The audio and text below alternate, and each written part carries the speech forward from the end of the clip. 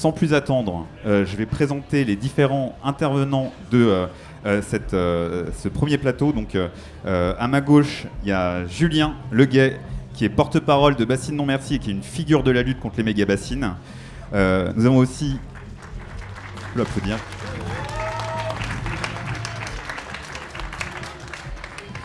Michael Boulet, tu es un manifestant qui a été blessé grièvement par un tir de LBD à Sainte-Soline et tu es accompagné de ta maman, Nathalie Duval.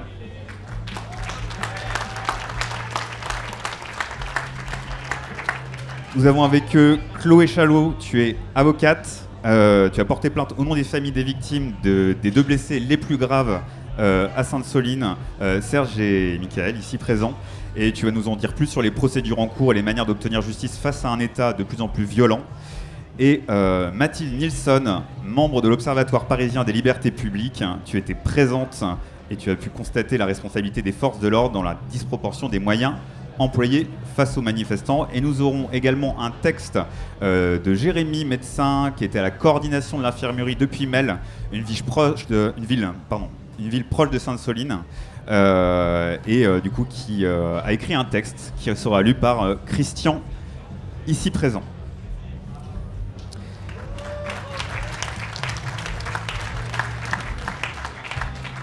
Donc Julien, pour commencer, je vais me tourner vers toi avec une première question pour lancer un petit peu les discussions.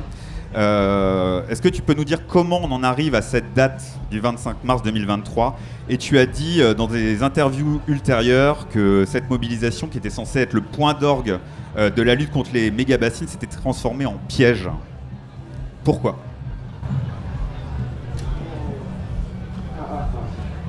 Comment on arrive à Sainte-Soline 2 ? Parce qu'il y a eu deux grosses manifs à Sainte-Soline en 2022 et en 2023. Ça a été un petit peu le cheminement d'un rapport de force qui s'est établi sur le territoire du bassin versant du Marais Poitevin à partir des années 2017 où devait sortir de terre un nouveau projet de 16 méga-bassines sur le bassin de la Sèvre niortaise et où à partir de 2017 il y a un collectif citoyen qui s'appelle Bassines Non Merci qui s'est constitué d'abord en Deux-Sèvres pour réagir à ce projet-là. Sachant que des méga-bassines, il en existait déjà une trentaine autour du Marais Poitevin, notamment dans le sud Vendée, avec cette espèce de promesse de dire qu'en captant l'eau en hiver, on allait solutionner tous les déséquilibres écologiques générés par la surexploitation du maïs et la surirrigation, et qu'avec ce principe magique de substitution, on allait préserver une zone humide tout en préservant l'agriculture, tout en continuant à faire du maïs, qui est vraiment la cause de déséquilibre depuis les années 70-80 sur le plan hydrique sur ce territoire. Et donc à partir de 2017, il y a un mouvement citoyen d'abord local qui s'est constitué en opposition à ce projet et qui a eu quelques succès et qui a déjà réussi pendant les premières années à faire reculer les échéances, à obliger à ce que, avec des outils notamment juridiques, mais déjà de mobilisation assez massive avec des rassemblements de plusieurs milliers de personnes, mais essentiellement du territoire, poser des gestes collectifs, d'aller entourer un futur chantier, d'aller planter des bidouilles comme à Notre-Dame-des-Landes. Les bidouilles, c'est les perches qui servent à pousser les bateaux chez nous, pour dire s'il y a des travaux, quand on sortira les bidouilles. Donc voilà, il y a eu toute une phase où la lutte était locale, avec une problématique finalement peu comprise, peu mise en évidence. Imaginez à l'échelle, à l'époque, faire des trous pour remplir et faire de la réserve d'eau pour l'agriculture, c'est problématique, ça ne va pas de toute évidence. Et donc, d'abord, une lutte locale, il a fallu faire de la pédagogie pour que les gens s'approprient et comprennent les enjeux. Et on a réussi à stopper et à ralentir sérieusement les machines avec les jeux traditionnels, des associations, des mobilisations vraiment plus ou moins c'est traditionnel, tout l'outillage, tout ce qui était l'outillage de base du militant écolo à l'époque. Et tous ces outils ont permis de ralentir et n'ont pas empêché le rouleau compresseur d'avancer. Et finalement, on s'est retrouvé dans un rapport de force où en 2021, eh bien, les premiers travaux ont finalement démarré à Mosée-sur-le-Mignon. C'est à ce moment-là que les soulèvements de la terre se constituaient depuis quelques mois.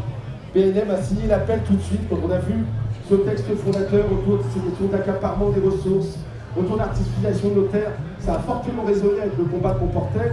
Et donc on a signé et on est de base, nous sommes les soulèvements de la terre, nous en sommes une partie constitutive et on a répondu à l'appel. Et au bout de 6 mois, lors de la première interlude, la deuxième interlude, les soulèvements ont accepté de dire que c'était une lutte qui valait le coup d'être soutenue et qu'il allait y avoir tout le savoir-faire et toute la culture militante et la logistique et qui allait se mettre en branle sur ce combat-là. Et en un temps record, on a construit les premières mobilisations avec les camarades des soulèvements, avec les camarades de la population paysanne qui faisaient de la lutte contre les méga-bassines un sujet national. Et on a commencé à changer aussi, puisque les travaux démarraient, changer les modalités d'action. Et les 3 premières actions qu'on a menées avec ces camarades, ça a été des succès stratégiques, de déploiement remarquable. Donc systématiquement, on a mis en défaut l'adversaire, on a mis en défaut les autorités, on a réussi à poser tous les gestes qu'on voulait. C'est ce qui a par exemple permis au mois de septembre 2021 de rentrer sur le chantier alors que ça fait 2 semaines qu'il avait démarré et qu'on a fait reculer les machines. Il a été stocké pendant 2 semaines, ça a mis un sbul d'enfer. On y est retourné 2 mois après, et alors qu'ils croyaient qu'on allait retourner sur ce chantier-là, on est allé sur une bassine illégale avec un bateau pirate tracté par un tracteur. Et à 3000, on a débâché cette bassine illégale. Ça, c'était un mouvement très enjaillant, très fort, très puissant et complètement mis en déroute. Là, les forces de l'ordre, puisqu'elles étaient habituées à cheminer en milieu urbain, mais en milieu rural, ils n'avaient aucune maîtrise et leur stratégie n'était pas du tout adaptée à ces réalités-là. Et donc ça a été des déroutes militaires, on pourrait quasiment dire. Et jusqu'à Sainte-Soline 1, où malgré 3000 forces de l'ordre, on était 15 000 à peu près. Et la préfète avait dit qu'ils ne rentreront pas dans la bassine. Et par un jeu de chat et la souris, de cortège qui se dispersent à travers la campagne, avec 3 couleurs, les 3 tendances, 3 dynamiques différentes selon les cortèges, des niveaux d'offensivité différents, eh bien la stratégie allait aboutir au fait qu'on rentre dans cette bassine de Sainte-Soline. Et en fait, ce qui fait qu'on aboutit au 25 mars, c'est face à ces défaites, il y a des modalités de maintien de l'ordre et des consignes qui ont été mises en place totalement scandaleuses, pour déboucher sur tout ce qu'on va témoigner, qu'on va dérouler ici, et où la stratégie principale mise en œuvre par les forces de l'ordre et les chaînes de commandement, et donc les Darmanins et tous les hauts personnages qu'aujourd'hui on va chercher à confondre devant les justices et les instances internationales, c'est un petit peu tout ce qui est en cours aujourd'hui. Et bien ils ont mis en place une stratégie du fortin. Ils nous ont laissé venir jusqu'à une bassine qui était entourée par autant de fourgons et des centaines de flics, et que dès qu'on a été apporté de bombes, ils ont arrosé largement. Il y a 5000 bombes qui sont tombées en moins de 2 heures. Ça a généré des blessures profondes. On a des camarades qui ont... C'est un miracle qu'il n'y ait pas eu de mort, en réalité. Et on a des camarades qui sont reconstruits, et voilà, bon, merci d'être venus. Voilà. Pensez très profond à tous ceux qui sont arrêtés, c'est évidemment un fait réaliste, il y a tous les autres. Et puis certainement parmi nous, il y en a qui sont encore blessés de Sainte-Soline, que ce soit dans les chairs ou dans l'âme, ou dans le passage par talent. Voilà comment on arrive à Sainte-Soline. Non, pas du tout, t'inquiète. Donc dans les personnes qui ont été les plus gravement touchées, il y a Michael qui est ici. Tu as failli perdre la vie à Sainte-Soline. Est-ce que tu peux nous dire d'abord comment tu as entendu parler des méga-bassines, ce qui t'a mené à participer à la manifestation du 25 mars, ce que tu y as vu et enfin ce qui t'est arrivé? Alors bonjour à tous et à tous, je m'appelle Michael Boulet, j'ai un petit garçon de 15 ans, j'ai 37 ans. Je suis parti au méga-bassine car j'étais militant gilet jaune. Et puis je me devais d'y aller parce que la première fois je travaillais, mais la deuxième fois je travaillais aussi. Mais j'ai quand même été au méga-bassine. Après, je sais pas ce qui s'est passé, je suis parti sur le site avec des amis. Ça n'a pas duré longtemps, je me suis fait dégommer tout de suite. Et après, je me suis réveillé 10 jours plus tard avec une artère de boucher et 6 mois de rééducation et 10 jours de coma. Alors, et j'ai fait une hémorragie cérébrale. Après, je remercie Soutien au Peuple parce que j'ai eu une cagnotte Litchi entre 7 et 8 000 € qui m'a permis de faire ma rééducation à peu près pendant 6 mois parce que le gouvernement il m'a pas aidé du tout. Et puis, je suis content d'être en vie et d'être là avec vous. Merci beaucoup.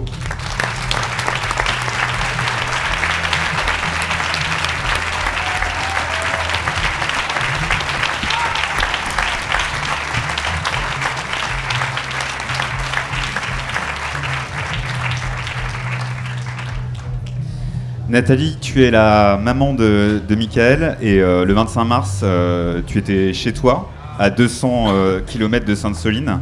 Est-ce que tu peux nous dire comment tu as appris ce qui est arrivé à Michael ? Bonjour à tous. Je l'ai appris par la télé en réalité. Les premiers, ce qu'ils disaient, BFM, c'était il y avait 2 blessés graves. Pronostic vital engagé. Sachant que mon fils était là-bas, j'ai dit j'espère que mon fils n'y est pas. N'ayant pas de nouvelles de Michael, sachant qu'il avait oublié son téléphone dans la voiture, j'ai essayé d'avoir ses amis, mais j'arrivais pas non plus à les joindre. Donc peu de temps après, il y a un de ses amis qui m'appelle et qui me dit Nathalie, c'est Michael, pronostic vital engagé, il est parti avec les strict médics. Donc j'ai dit mais il est où ? Ils m'ont dit on ne sait pas. Donc du coup j'ai téléphoné à l'hôpital de Niort. Niort m'ont dit qu'ils ne l'avaient pas. Et quand j'ai téléphoné à l'hôpital de Poitiers m'ont dit oui on vient d'y faire l'entrée. J'ai dit vous inquiétez pas, j'arrive tout de suite.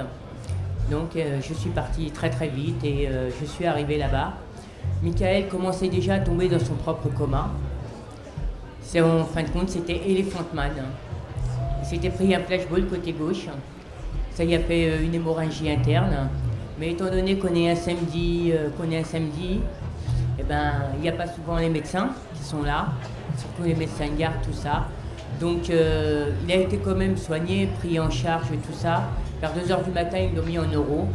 Et à partir de là, Michael, le dimanche, il tombait déjà aussi profondément dans son propre coma à lui. Donc le lundi matin, quand je suis, comme j'étais déjà sur place, parce que j'avais dormi dans ma voiture, donc j'étais sur place, le médecin me dit, Mme Duval, il faut que je vous voie absolument en urgence. Donc je suis rentrée et il m'a dit, votre fils, on est obligé de l'opérer aussitôt parce que sinon il va mourir. Donc ça fait qu'ils l'ont opéré, ils lui ont bouché une artère. Donc ces séquelles à l'heure actuelle, c'est une mémoire qui part en vadrouille, on va dire. En fin de compte, il arrive à confondre le passé, le présent et le futur. Il s'en mêle des fois les pinceaux. C'est des oublis constamment, que ce soit il des rendez-vous parce qu'il a posé son portable là il y a 5 minutes, mais il s'en rappelle plus. Des fois, il m'appelle, je dis pourquoi tu m'appelles, tu veux quoi ? Je sais pas, je m'en rappelle plus. Donc c'est du quotidien, sachant qu'il a quand même un gamin qui n'a pas 15 ans mais 14, qui vient d'en avoir 14. Donc vous voyez, c'est très dur pour lui. Maintenant, il est un petit peu plus laxiste avec son fils. Malheureusement, il s'aide plus qu'avant. Mais voilà quoi. C'est très dur pour lui au quotidien, comme pour nous au juste au quotidien aussi, parce qu'on est quand même obligé de faire très attention à lui de tout. Donc c'est très dur quoi. Mais c'est vrai qu'on remercie tout le monde du soutien énormément qu'il a eu, de toutes les personnes qui l'ont sauvé.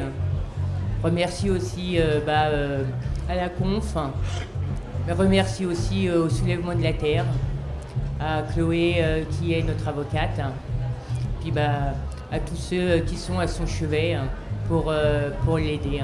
Merci.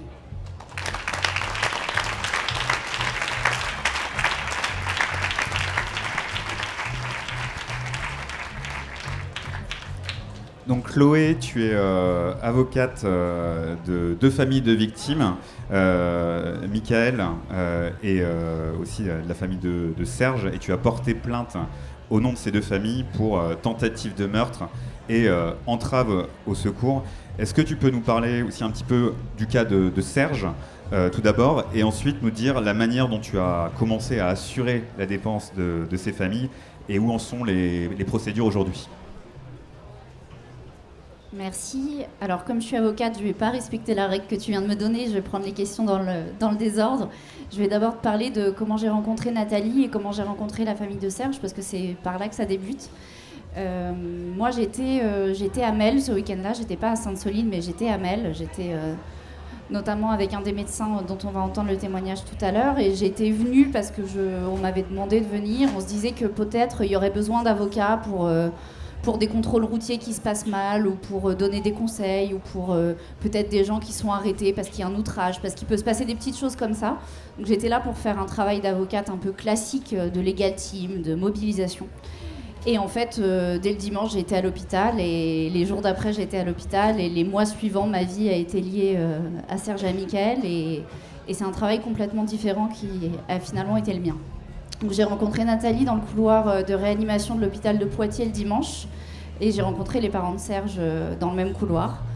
Et donc ils ont très vite dit qu'ils voulaient savoir ce qui s'était passé, et très vite on a déposé plainte pour savoir ce qui s'était passé. Parce qu'ils veulent des réponses, ils veulent savoir, Serge, Mickaël, et aussi les 2 autres personnes qui ont été très grièvement blessées, Alix, qui s'est pris une grenade dans le visage et qui a passé ses 19 ans à l'hôpital, qui a fait son anniversaire à l'hôpital le lendemain, et Olivier qui a failli perdre un pied. Et ces 4 personnes-là veulent savoir ce qui s'est passé. Donc Mickaël, il l'a dit tout à l'heure, il a été grièvement blessé, il a fait une dizaine de jours de coma, et sa vie est bouleversée. Serge, de la même façon, il a été blessé. Il y a beaucoup d'images qui ont circulé, donc je ne vais pas vous résumer ce que vous savez déjà.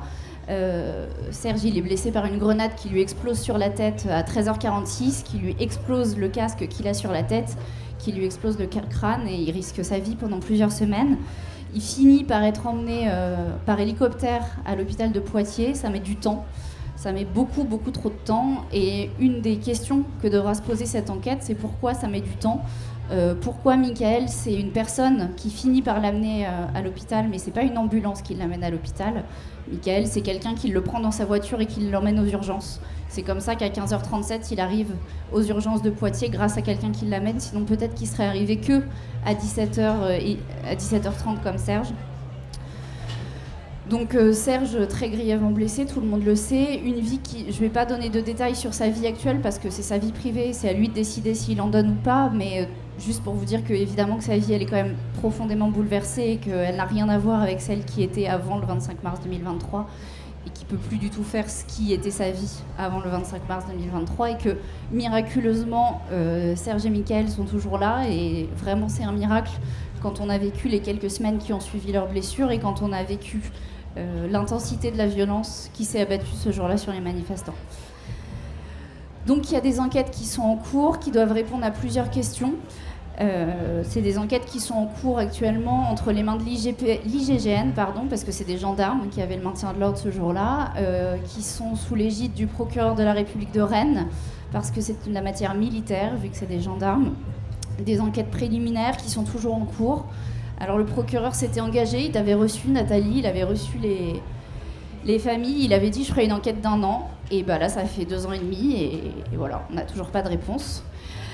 On a 3 questions principales auxquelles on attend des réponses.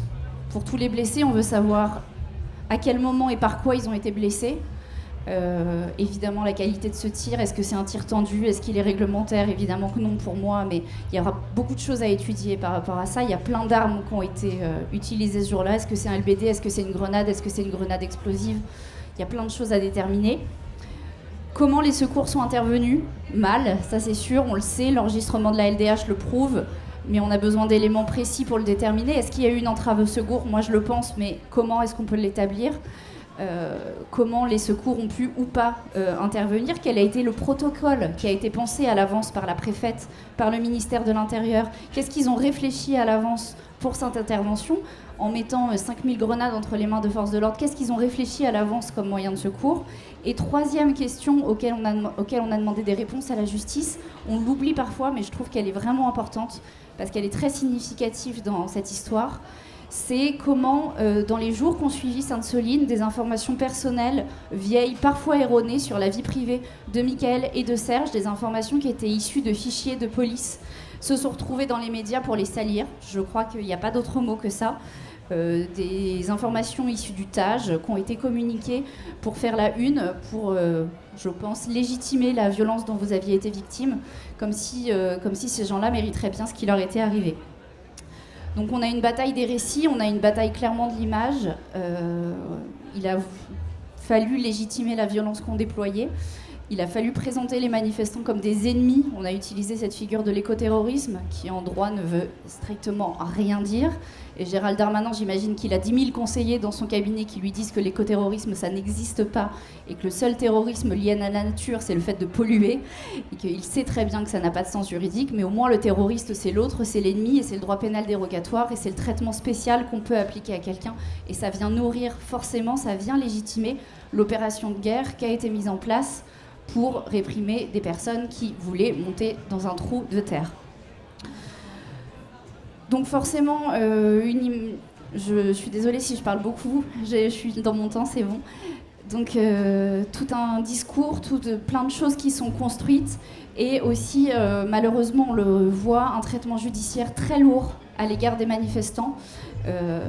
Des personnes ont été arrêtées ensuite parce qu'ils avaient participé à Sainte-Soline, parce qu'on pouvait leur reprocher d'avoir été présents, de s'être maintenus après les sommations qui n'ont d'ailleurs pas eu lieu, d'avoir pu potentiellement participer à des actes délictueux. Traitement judiciaire extrêmement lourd et aussi au-delà de la répression pénale très classique, je voudrais parler quelque chose qui me semble significatif, c'est qu'il y a eu des poursuites en diffamation contre une personne qui est autour de la table aujourd'hui parce qu'il avait pu critiquer cette action de maintien de l'ordre et utiliser d'un slogan pour dire qu'il souhaitait que le colonel Vestieux, parce qu'il n'y a pas de raison de ne pas dire son nom, qui avait réalisé l'opération de maintien de l'ordre, devait être en prison selon lui, que Darmanin également et que la préfète également.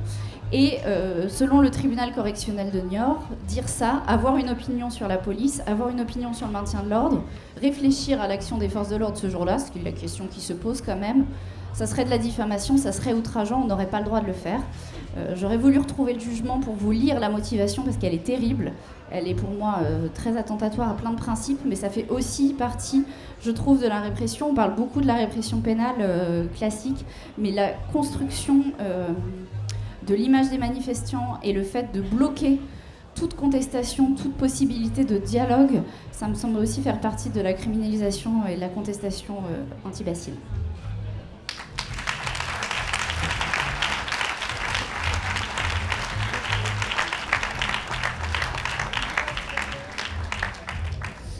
Et tout de suite, on va donc entendre le témoignage de Jérémy qui était à Melle, dans la ville voisine de Sainte-Soline, à Melle, en base arrière, à l'infirmerie, pendant la manifestation. Et il était chargé de faire le lien avec les soins institutionnels.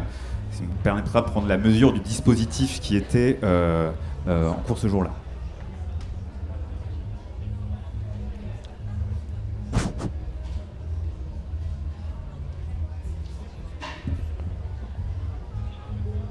Oui, ça marche? Oui. Bon, je prête ma voix à Jérémy. Je vais parler du soin à Sainte-Soline.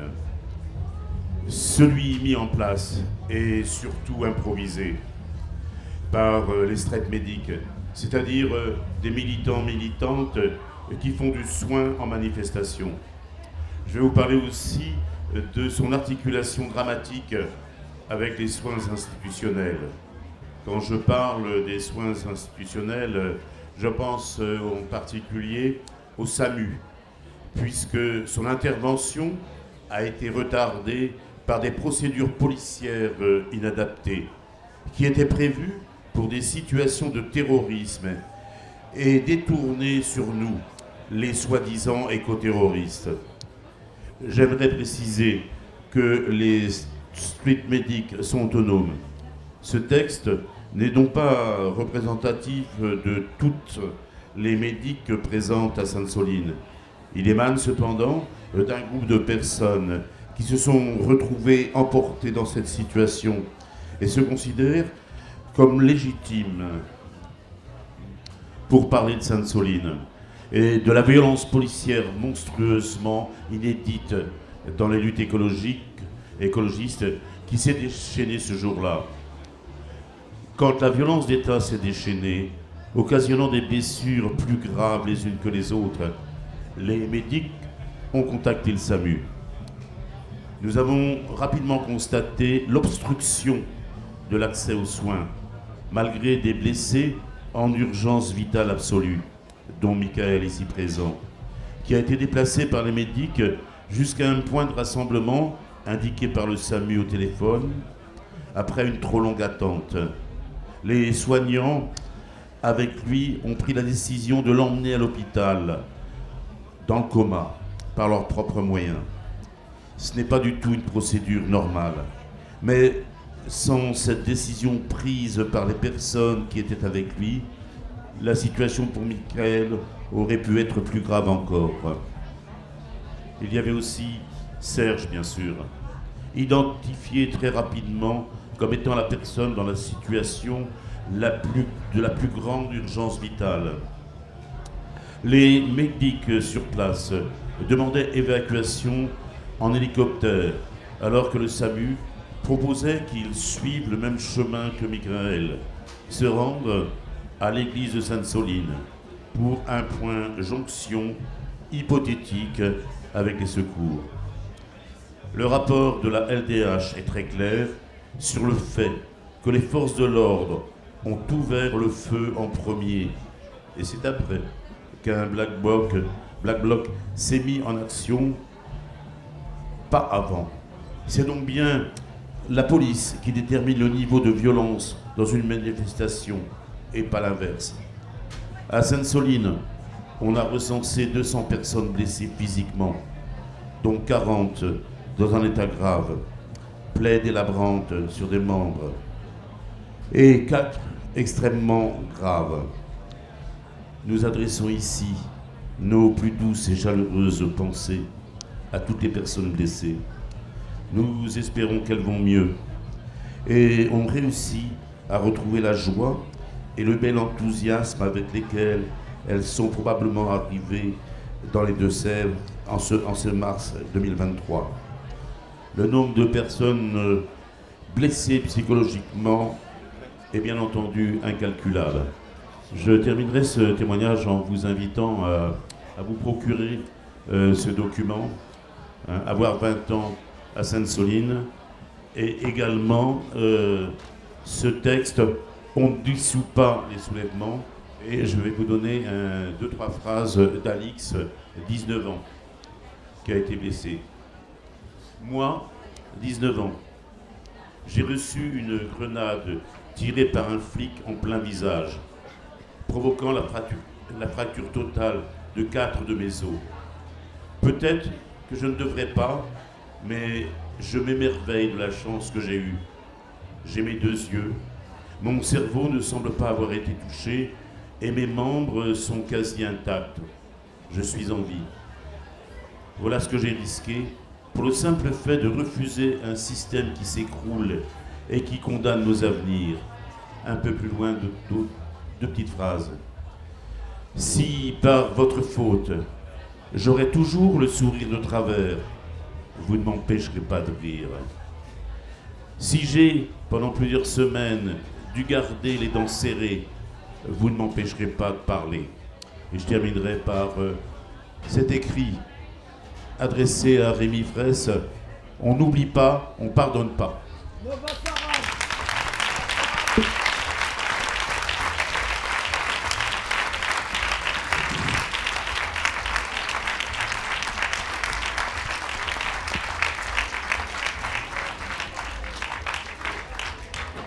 Merci.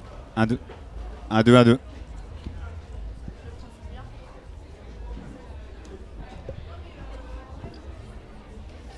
Merci Christian. Maintenant, on va passer la parole à Mathilde. Tu es observatrice pour la Ligue des droits de l'homme. Tu as constaté la violence des forces de l'ordre au cours de la réforme des retraites et également tu étais présente à la manifestation de Sainte-Soline. Est-ce que tu peux tout d'abord revenir sur le rôle d'observatrice, en quoi il consiste, comment s'opère ce travail, qu'est-ce qui est censé s'en dégager, pour ensuite revenir spécifiquement sur ce que tu as observé à Sainte-Soline. Merci. Ouais, peut-être commencer en disant que c'est pas facile d'intervenir après ce discours, même 2 ans après, l'émotion est toujours là. Ça reste très dur. Je reviendrai sur le rôle des observatoires, mais peut-être que je peux commencer en disant, Julien, tout à l'heure tu disais, c'est un miracle qu'il n'y ait pas eu de mort à Sainte-Soline. Ouais, c'est un miracle qu'il n'y ait pas eu de mort à Sainte-Soline et ils n'ont rien fait pour qu'il n'y en ait pas. 5000 grenades en l'espace de 2 heures, des grenades explosives, jetées de manière indistincte. Rien n'a été fait pour vous protéger dans votre intégrité physique et bien au contraire, vous avez été traités comme des adversaires. On va parler de la stratégie, du fortin, etc. Il n'y avait pas d'autre alternative que de vous traiter de cette manière-là parce qu'ils se sont mis dans une position là où, même pour se défendre, ils n'avaient pas d'autre choix que de vous lancer des grenades dessus. Mais c'est un choix des autorités à la base. Pardon pour ce petit propos liminaire, mais après avoir entendu ce témoignage, j'en avais besoin. Le rôle des observateurs et des observatrices, eh bien, nous sommes présents et présentes pour observer le maintien de l'ordre, les pratiques policières. On n'est pas là uniquement pour observer la violence policière, le coup de matraque. On est là pour observer les stratégies de maintien de l'ordre, celles qu'on voit sur le terrain, la répression par la force, mais aussi, plus insidieuse, la répression communicationnelle et la criminalisation. C'est peut-être là-dessus que j'ai envie plutôt de témoigner aujourd'hui parce qu'on a beaucoup parlé des conséquences physiques, psychiques sur les manifestants, mais peut-être qu'on parle moins du mal que ça fait au mouvement en termes de communication. Tout ce qui est créé comme ambiance autour de votre lutte. Il y a une communication avant, pendant, après, qui a pour objectif de vous dépeindre donc comme des personnes dangereuses, des criminels, des délinquants. Ce qui permet de justifier, de mobiliser des dispositifs complètement disproportionnés. Je ne sais pas si vous avez eu l'opportunité de voir des blindés de la gendarmerie, ça ressemble sérieusement à des tanks. Imaginez la menace qu'ils doivent percevoir pour vous traiter de cette manière-là et pour devoir mobiliser des tanks, donc des armes, des véhicules qu'on aperçoit normalement en temps de guerre, contre vous. Donc l'objectif, c'est de vous délégitimer. Si on vous délégitime, alors on justifie la répression derrière, on justifie cet usage de la force qui a failli tuer 3 personnes à Sainte-Soline. On installe un climat de peur. On l'a vu, donc on en a déjà parlé, les fameux éco-terroristes qui seraient là pour tuer les gendarmes, tuer les institutions. Et on pourrait se dire, ça a été un dérapage d'une fois. Non, non, non, que nenni, c'est quelque chose qui devient systématique maintenant. À chaque fois qu'il y a une mobilisation massive contre les méga-bassines, on entend, à l'époque c'était Gérald Darmanin, qui disait « Préparez-vous à voir des images dures, préparez-vous aux violences, préparez-vous à voir des personnes qui ont pour objectif de tuer des gendarmes, de s'en prendre aux institutions. » Et on agite des chiffres comme ça qui n'ont aucun sens. On a eu en juillet 2024 le préfet de la Charente-Maritime qui disait « Alors, à cette manifestation, on ne sait pas s'il y aura entre 300 et 3000 manifestants, mais on sait pour sûr 10% seront violents. » Ah, bon, ok. Donc on ne sait pas s'ils sont 300 ou 3000, mais on est sûr que 300 seront violents et vont s'en prendre aux forces de l'ordre. Pareil, Darmanin de la même journée, 1 millier de personnes violentes. Oh, finalement, pas sûr. Peut-être des fichiers S qui seraient présents, etc. Mais l'objectif, c'est déjà, en amont de la manifestation, de préparer l'opinion à ce que vous soyez traités comme vous le mériteriez, selon cette rhétorique, à savoir comme des personnes dangereuses qui veulent s'en prendre à l'intégrité physique et au bien commun.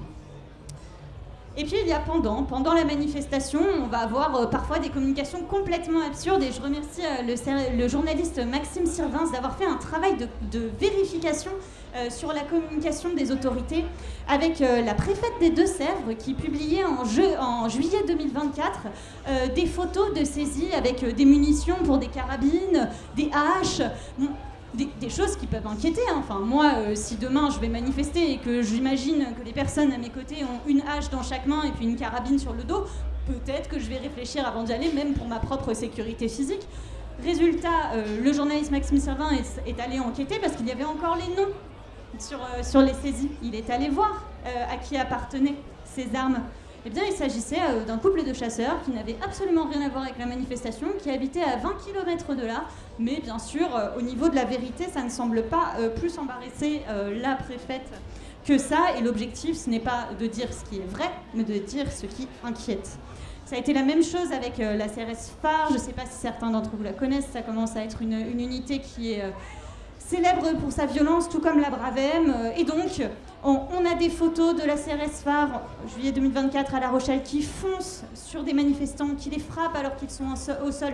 On est sur un usage manifestement disproportionné de la force. Parfois, les mots manquent. Là, j'utilise des notions juridiques, usage disproportionné, usage non nécessaire, mais parfois les mots manquent et on sait bien que ça ne suffit pas pour décrire ce qui s'est passé là. On dit usage punitif de la force maintenant parce que ça dépasse l'usage non nécessaire.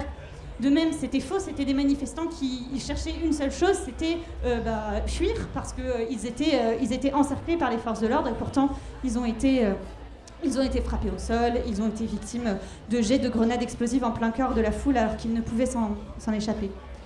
Et puis il y a l'après, et l'après sur la communication, c'est presque ce que je trouve le plus inquiétant. D'ailleurs, c'est pas presque, c'est ce que je trouve le plus inquiétant. Après Sainte-Soline, alors que les observateurs, les journalistes commençaient à parler du carnage que ça a été, Darmanin a dit lors d'une conférence de presse, avant même d'avoir vérifié les informations, parce que ça demande un travail d'enquête de vérifier que finalement les informations qu'il s'apprête à commenter sont vraies ou sont fausses, il disait « Il n'y a pas eu de tir de LBD depuis les quads, il n'y a pas eu d'entrave au secours, il n'y a pas eu d'utilisation d'armes de guerre. » C'est déjà inquiétant que le ministre de l'Intérieur de l'époque dise ça, mais quand des rapports derrière de l'IGGN viennent appuyer ce discours en disant effectivement il n'y a pas eu, par exemple, il y a eu un tir de LBD depuis un quad, mais c'est seulement parce que les gendarmes étaient encerclés, alors que nous avons prouvé que c'était faux, ça c'est particulièrement alarmant.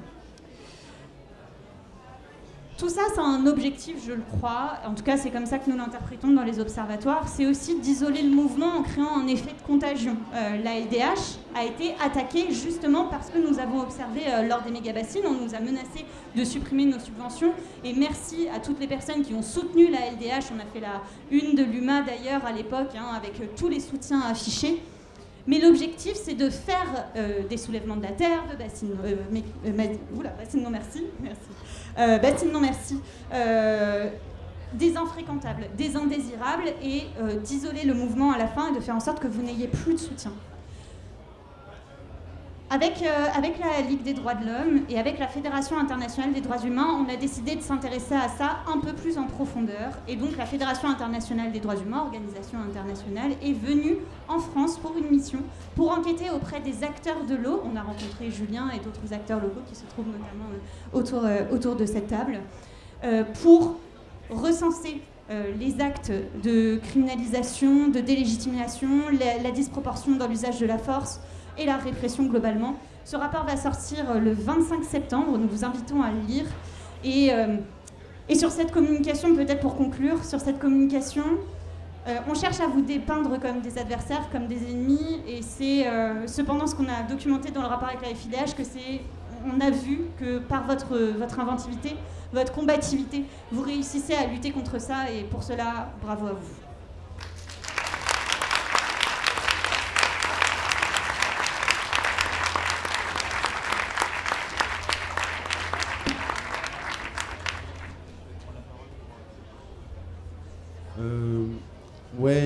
Vous avez vu, on a 2 ans après, on avait besoin de ce temps-là. J'espère que, je ne sais pas comment vous le vivez, en tout cas, le pouvoir avoir des espaces où on vient poser ça.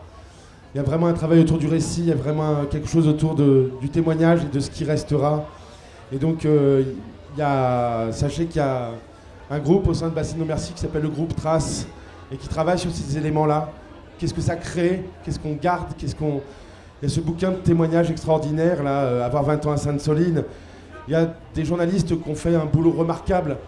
Je pense aux gens de Off Investigation qui sont présents sur place et qui a mis en image tout l'extraordinaire boulot qui a été fait par la LDH, minute par minute.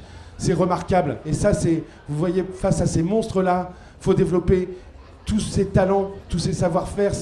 La composition des luttes, c'est aussi ça, quoi. Et faut pas oublier, voilà, je ne veux pas être dans les remerciements, nanine, mais l'importance des camarades qui s'accrochent au droit, qui s'accrochent à pas laisser les crimes impunis. On va parler un petit peu, de tout ce qui est en place, toutes les poursuites qu'on essaye de maintenir, ce travail de rapport, ce travail de témoignage. On est même allé devant la commission d'enquête parlementaire. Non pas parce que si on n'y allait pas, on allait être emmerdé, mais parce qu'on voulait venir vraiment contrer le récit dominant, d'entendre nos bourreaux dire des mensonges pareils. Eh bien non, ça nous paraissait important de pouvoir consigner devant les caméras de la République. Hein. Il y a eu le débat avant, on y croit, on n'y croit pas. Voilà, donc j'espère que ce sera forcément frustrant. D'autres personnes pourront témoigner et parler à cœur ouvert de ce qu'ils ont vécu. Et voilà, on va essayer de vite passer à des échanges avec la salle. D'où l'idée de... C'est pas forcément évident de s'exprimer comme ça dans une grande salle. On propose une petite modalité rigolote. Ouais, si vous avez des messages que vous voulez entendre dire ici et que vous ne sentez pas les porter, ou si vous voulez porter ceux des autres, venir mettre des messages ici. Et avec le padré et les gens qui voudraient crier, on fera des criers publics dans les allées. Voilà. En tout cas, on ne va pas laisser l'ennemi raconter l'histoire. Et on s'approprie pleinement. Et c'était un enjeu de cette... Merci à tous.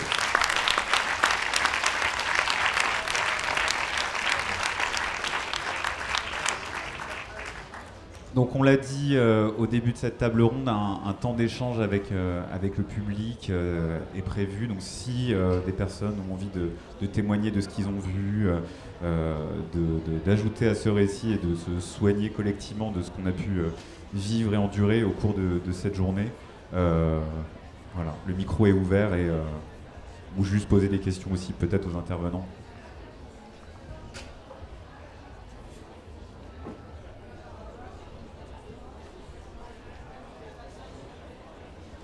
Bonjour, David Baudin, secrétaire départemental de la CGT des Deux-Sèvres. Pour compléter un peu ce récit et pour dire qu'ils ont tout fait effectivement pour nous blesser, nous tuer, avec le syndicat FSU et le syndicat Sud Solidaire, la CGT et la Confédération Paysanne, pardon, on avait pris l'habitude de déposer les manifestations en préfecture. On a fait un tas de manifestations qu'on regroupait toujours plus en plus de personnes jusqu'au moment où les chantiers de construction ont commencé. Et c'est au moment où les chantiers de construction ont commencé qu'ils ont voulu nous interdire les moyens de la lutte, voilà, nous interdire les moyens de gérer nos mouvements de lutte, nos villages de l'eau, nos défilés, nos cortèges. Et donc ils ont commencé à interdire nos manifestations. Et c'est vrai que ça a été un sacré souci pour pouvoir emmener le matériel nécessaire à pouvoir avoir une manifestation qui se passe bien en fait. Voilà. Et en nous interdisant les manifestations et en nous retirant nos moyens de lutte, du coup ils ont provoqué cette escalade de la violence. Et ils ont provoqué en fait une désorganisation. Enfin, ils ont souhaité provoquer une désorganisation de nos cortèges, parce que nos cortèges, quand même, se sont particulièrement bien passés, malgré quelques moyens de lutte en moins, pour pouvoir dire que c'était nous les violents, voilà, dire que c'était nous les écoterroristes. Voilà, et dans les procès qu'on a subis, d'ailleurs par la suite, on a observé en fait qu'ils projetaient sur nous une organisation militaire qu'ils avaient eux-mêmes à la gendarmerie. Et donc ils estimaient, alors nous c'est vrai qu'au sein de Bassine No Merci il y a plutôt une organisation qui est très horizontale, chacun dans le point ramène des petits moyens pour la lutte et c'est avec tous ces petits moyens qu'on fait les gros moyens de nos mobilisations. Et donc ils ont projeté en fait le regard de la gendarmerie du côté militaire sur notre organisation en disant il y a des chefs, les chefs organisent la lutte, du coup ils organisent une armée, des cortèges, et donc il y a de la chair à canon, et il faut qu'on tape sur la chair à canon pour que la chair à canon ne revienne plus. Voilà, et dans le procès on découvre ça, hein. Enfin, c'est écrit noir sur blanc, les rapports de la gendarmerie sont très clairs, ils ciblent quelques personnes comme étant les responsables de la lutte, et du coup tous les manifestants comme étant la chair à canon, les débiles que nous utiliserions, voilà, parce que c'est un peu comme ça qu'ils le décrivent, voilà, alors que nous, depuis le début, on essaye justement d'avoir une prise de conscience, et c'est cette grande prise de conscience qui a fait qu'on était des milliers en fait dans la lutte. C'est bien parce qu'il y a prise de conscience, voilà, et du coup, en estimant qu'il y a chair à canon, ils estiment qu'ils peuvent tirer sur la chair à canon. C'est terrible.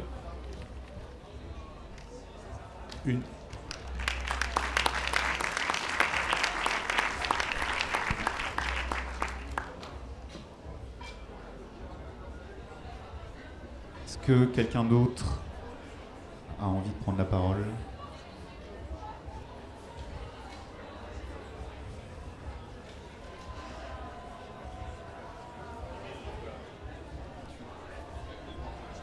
Bonjour, Bastien pour la Confédération Paysanne. Du coup, j'étais là aussi, voilà. Et je pense qu'on n'arrive pas à prendre la parole aussi, ça montre bien que c'est dur et qu'on a du mal aujourd'hui, nous, au sein même de la conf, à du coup prendre ce temps de se parler entre nous, de reparler de ça, de digérer ce qui s'est passé, ce moment très violent et qui nous a tous blessés.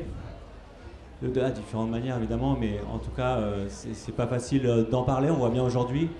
Et donc j'espère que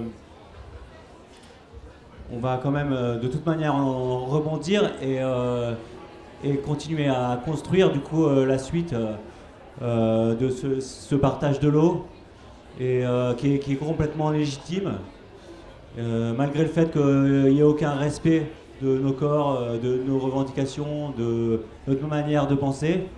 Du coup, on lâche rien, évidemment, voilà. Et je vous invite à échanger avec vos proches, avec tout le monde sur ce sujet. Voilà. Merci.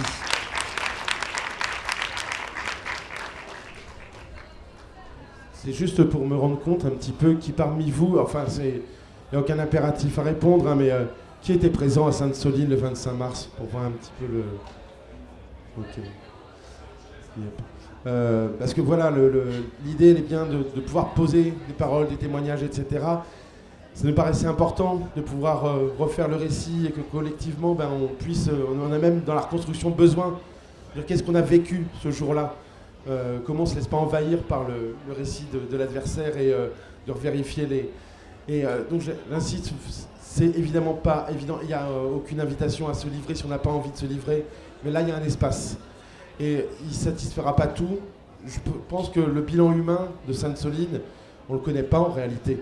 On a parlé de ces 200 blessés à la suite de la manif, mais il y a des blessures qui ne se voient pas. Il y a des blessures qu'on découvre après coup. Là, localement, on a des choses qui nous reviennent, de gens qui se rendent compte qu'en fait, ils ont développé une maladie depuis Sainte-Soline. Le vrai bilan, il reste encore à construire. Et donc j'interpelle là-dessus sur le fait qu'il y a des camarades également qui n'ont pas pu être là aujourd'hui, mais tout ce qu'on englobe aujourd'hui dans la base soins, qui comprend les aspects médics, qui comprend les espaces d'écoute, qui comprend aussi comment on vit ensemble quand on organise des événements comme ça et tout, c'est aussi une composante super importante. Et si parmi vous, il y en a qui ont des blessures encore et qui sont face à ça, il ne faut pas se retrouver tout seul. Ce qu'on a essayé collectivement de mettre en place, c'est de le gérer pas tout seul, que personne ne se retrouve face à ces monstruosités-là, et même en ayant l'intention, évidemment qu'il y a des camarades qui sont dans la douleur et dont on ne le sait pas. Donc voilà, c'est une espèce d'appel à restons pas avec ça, et si vous avez autour de vous connaissance de situations qui méritent d'être accompagnées, on se doit de continuer et se donner les moyens de l'accompagner collectivement.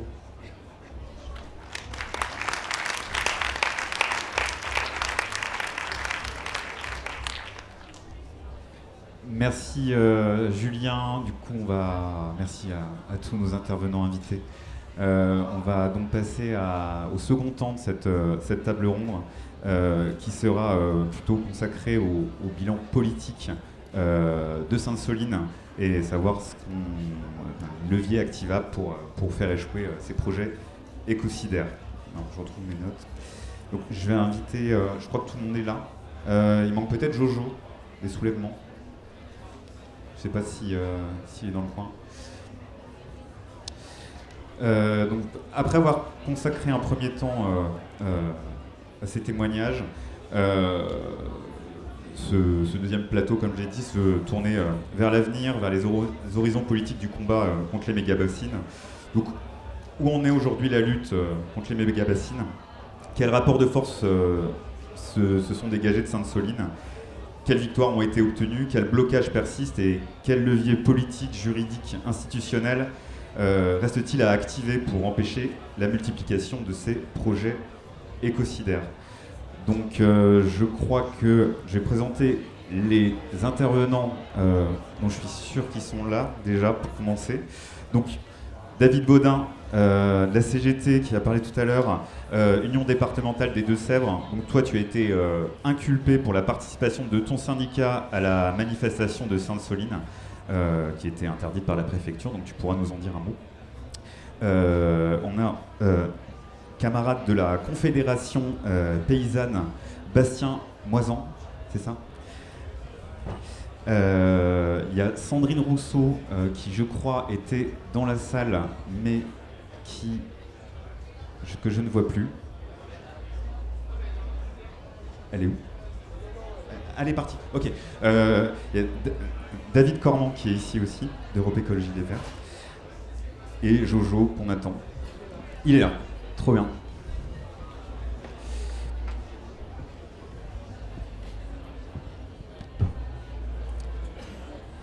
J'ai oublié personne.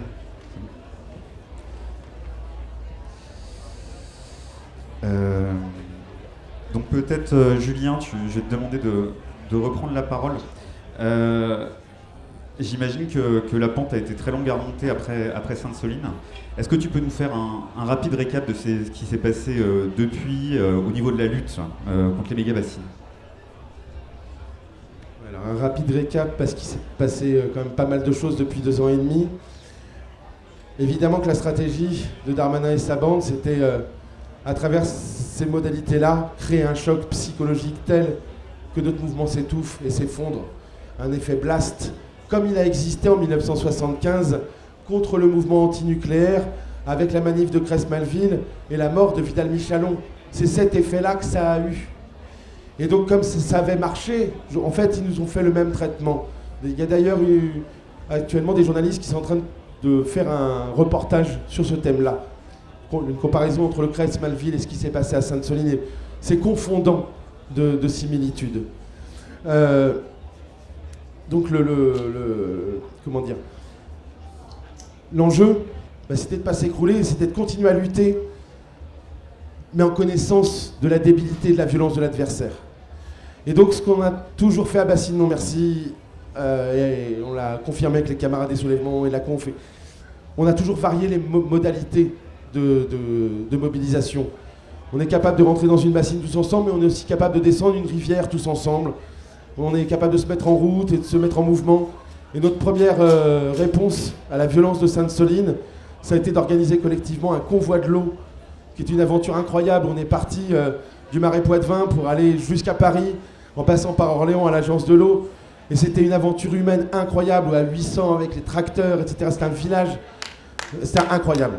Et ça nous a vraiment regonflé. Ceux qui ont vécu ça, ça a été vraiment une manière de se reconstruire et de se remettre en mouvement ensemble. Collectivement, ça nous a donné l'envie de se redonner un rendez-vous collectif qui a débouché sur le village de l'eau qui a été l'an dernier, cette grosse mobilisation avec plein de monde qui vient de partout dans le monde, avec 5 jours de rencontres et d'ateliers très concrets. Et parmi les ateliers, comment on se déplace en cortège, comment face à la violence des forces de l'ordre, on apprend à prendre soin les uns des autres, à se déplacer, etc. Avec également dans l'optique qu'on allait se mobiliser, puisqu'à terme de ce village de l'eau, nous sommes allés à Migné-au-Sens et à La Rochelle pour bloquer le port de La Rochelle et dénoncer au-delà de la méga-bassine le système agro-industriel au service duquel tout ça se construisait et des conséquences que ça pouvait avoir à l'international. Et en fait, il faut être rapide. Je vais survoler, il y a eu plein d'épisodes, et notamment tout un tas de victoires d'étapes, tout un tas d'éléments qui font qu'aujourd'hui, on peut le dire, le système bassine recule, ou au moins stagne. En Poitou-Charentes, il n'y a pas eu de nouveau chantier de bassine depuis Sainte-Soline. C'est des victoires.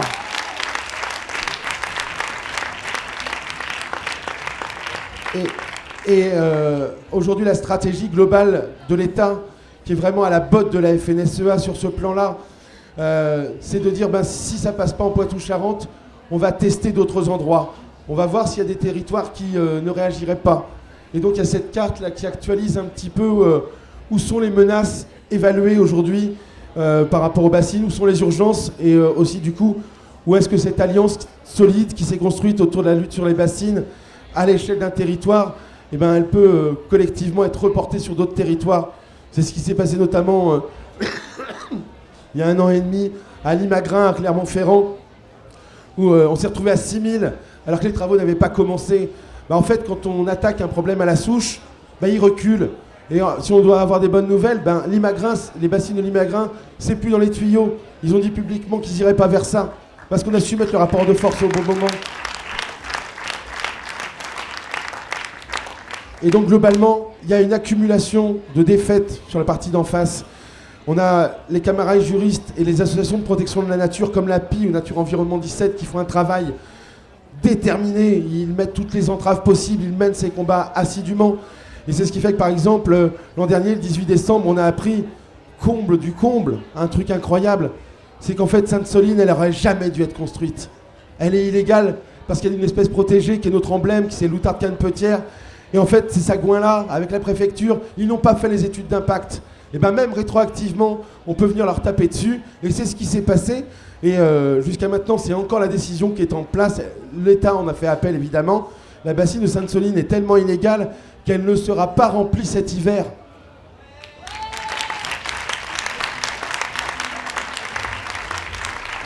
Donc le monstre, il recule. Il recule aussi parce qu'il y a des camarades qui, la nuit, vont démonter des bassines. Et il y en a 21 qui ont été démontées depuis que la première a été construite. À l'époque, on disait une blague, une bassine construite, 3 bassines détruites. Avec un savoureux jeu de mots sur les truites. Ouais, encore une garde à vue, tiens, n'importe quoi. On a des gardes à vue pour des trucs comme ça, quoi. Eh ben non, c'est pas une construite, c'est 3 construites et 21 détruites. Il y en a qui tiquent fortement là-dessus. C'est les assurances, hein. Parce qu'entre 500 000 et 1 million d'euros la réparation, à un moment, le bénéfice-risque, il va dans un sens. Également, ces travaux de sécurisation, qui maintenant sont exigés par les assurances, se cumulent à des surfrais qui n'étaient pas prévus initialement. Avec l'électricité qui augmente, le mètre cube, il a pris 10 centimes. 10 centimes fois 100 000, ça fait 10 000 euros.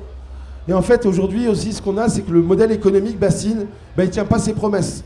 Et que donc les irrigants qui se faisaient embarquer, se font embarquer de moins en moins. Donc, je ne suis pas en train de dire qu'on a gagné la lutte, et loin de là. Les forces en présence en face, elles sont puissantes et déterminées. Ils sont prêts à toutes les vilainies. Ils sont capables de faire la loi du plomb et faire imaginer que les bassines, et c'est aujourd'hui la loi, que les bassines, elles seraient d'intérêt général majeur. C'est ça qu'on a perdu avec la loi du plomb, c'est que maintenant c'est à nous de démontrer qu'elles ne le sont pas. Mais on peut toujours faire des recours. Si la loi du plomb était passée intégralement, ça aurait eu pour effet que par exemple l'aspect sur la outarde et la destruction d'espèces protégées, rien à foutre. Si on est d'intérêt général majeur, on peut défoncer des espèces protégées. Si on est d'intérêt général majeur, on peut chier sur la loi sur l'eau et ne pas respecter les obligations. Voilà, c'est ça concrètement que ça veut dire la loi du plomb. Je vais m'arrêter là. Vous avez certainement plein de questions. En fait, on a le sentiment que, un peu comme la chanson du Pieux, il est prêt à tomber. Je crois que collectivement, on a bien mérité cette victoire. Il va falloir qu'on aille jusqu'au bout pour la tenir. Et merci à toutes celles et ceux qui ont été là et qui sont là.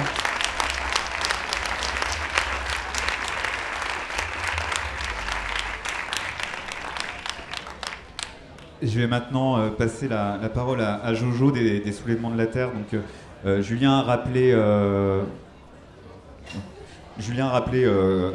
l'implication des soulèvements dans cette lutte contre les méga-bassines. Est-ce que tu peux nous dire ce que Sainte-Soline a changé pour les soulèvements d'un point de vue stratégique, mais aussi dans votre manière de soutenir les luttes locales partout en France ?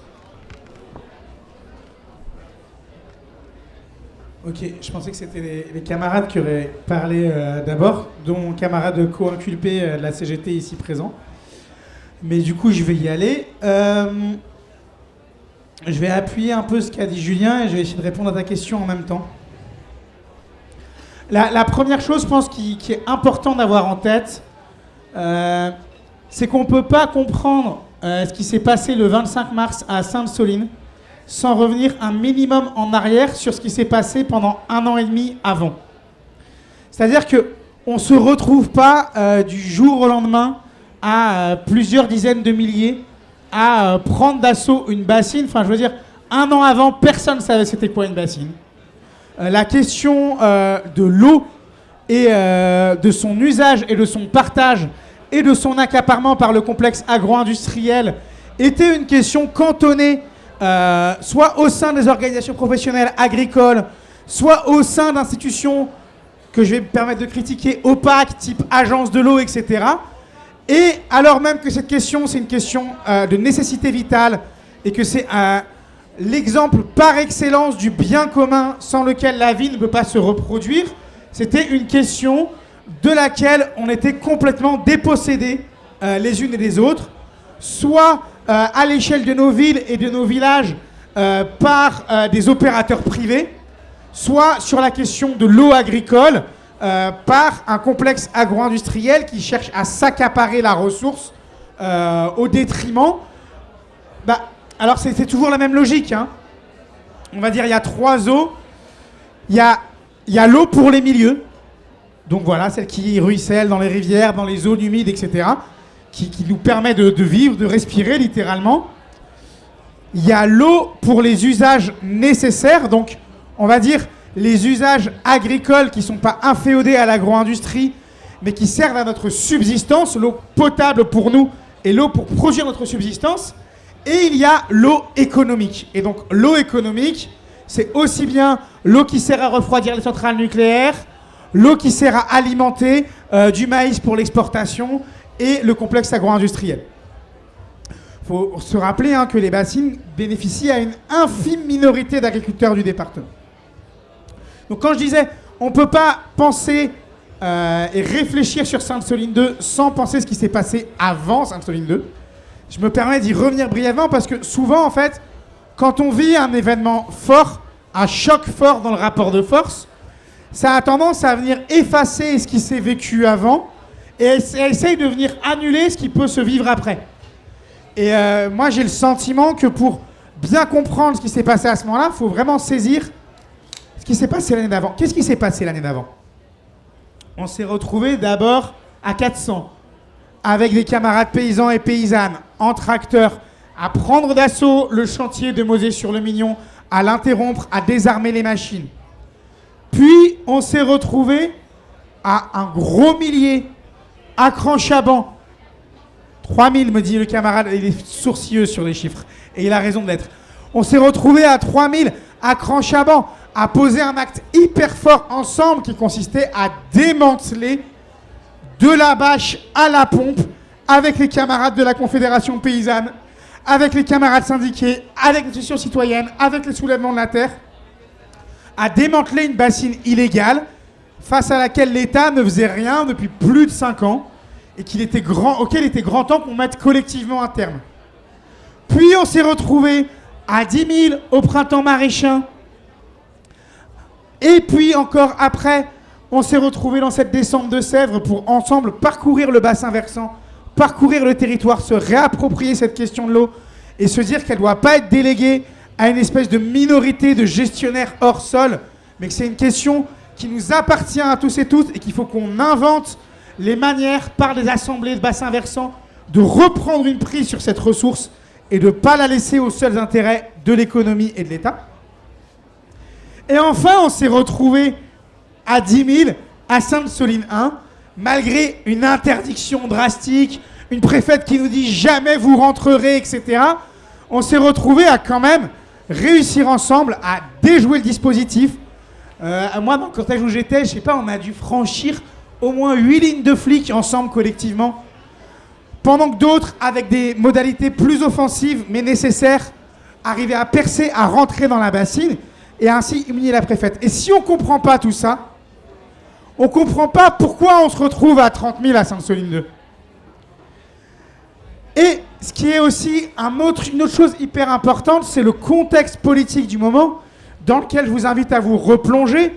C'est un gouvernement, comme aujourd'hui, c'est toujours le même en plus, honni, minoritaire, qui essaye de passer en force une réforme des retraites et un contexte d'agitation générale où chacun, dans nos villes, on est en train de bouger, de se mettre en mouvement face à un mépris total. Et donc, d'un coup, cette date, cette mobilisation écologique, elle s'inscrit dans ce calendrier et on se retrouve à des dizaines de milliers très déterminés. Et ça, l'État, il en a bien conscience. L'État, il en a bien conscience et il en a eu bien conscience pendant les Gilets jaunes, on l'a vu. Moi, quand je repense aux Gilets jaunes, évidemment que je repense à nos camarades qui ont été blessés, qui ont été mutilés par les armes de la police. Mais évidemment que je ne repense pas qu'à ça. Évidemment que je repense par chez moi à la Maison du Peuple, à Saint-Nazaire, à des assemblées à plusieurs milliers où on a un bâtiment ensemble et on pète tous les murs pour accueillir l'Assemblée des Assemblées parce que tous les gens de tous les ronds-points vont venir à Saint-Nazaire pour s'organiser. Évidemment que je repense au Leclerc de Pontchâteau le 17 novembre où je m'attendais à ce qu'on soit 15 et d'un coup on est des centaines et il y a des mamies, des papis, ta tante, mon oncle et tout qui sont là à s'organiser ensemble. Et c'est précisément ça le but de la répression, c'est d'essayer de nous faire oublier ça. Et donc évidemment que Sainte-Soline, c'est une répression systématique, organisée, planifiée. Mais évidemment que c'est aussi beaucoup plus que ça. Et moi, ce que j'ai envie de garder de ce moment, et que je tiens chevillé au corps et qui me parle, c'est le courage extraordinaire de tous ces manifestants pendant cette manifestation. C'est que personne s'est désolidarisé.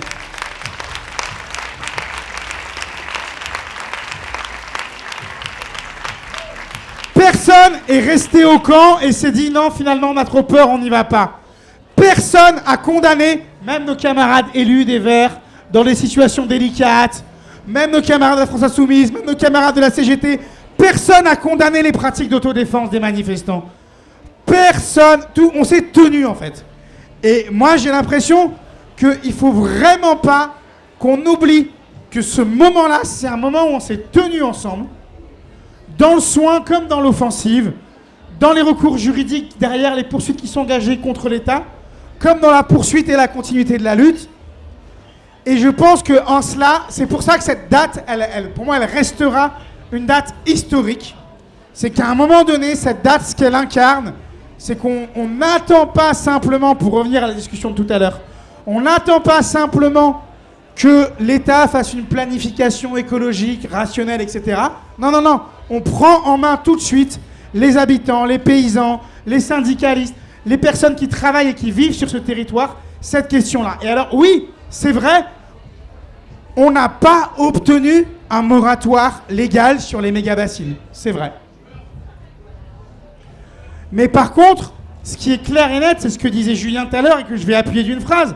Ce qui est clair et net, c'est que même s'il n'y a pas de moratoire légal sur les méga-bassines, tout agriculteur cumulard qui aujourd'hui se dit « je vais faire une méga-bassine », je peux vous garantir qu'il est réfléchi à 2, 3, voire 4 fois, sachant que le coût de l'eau au mètre cube est devenu inassumable du fait des frais de sécurisation.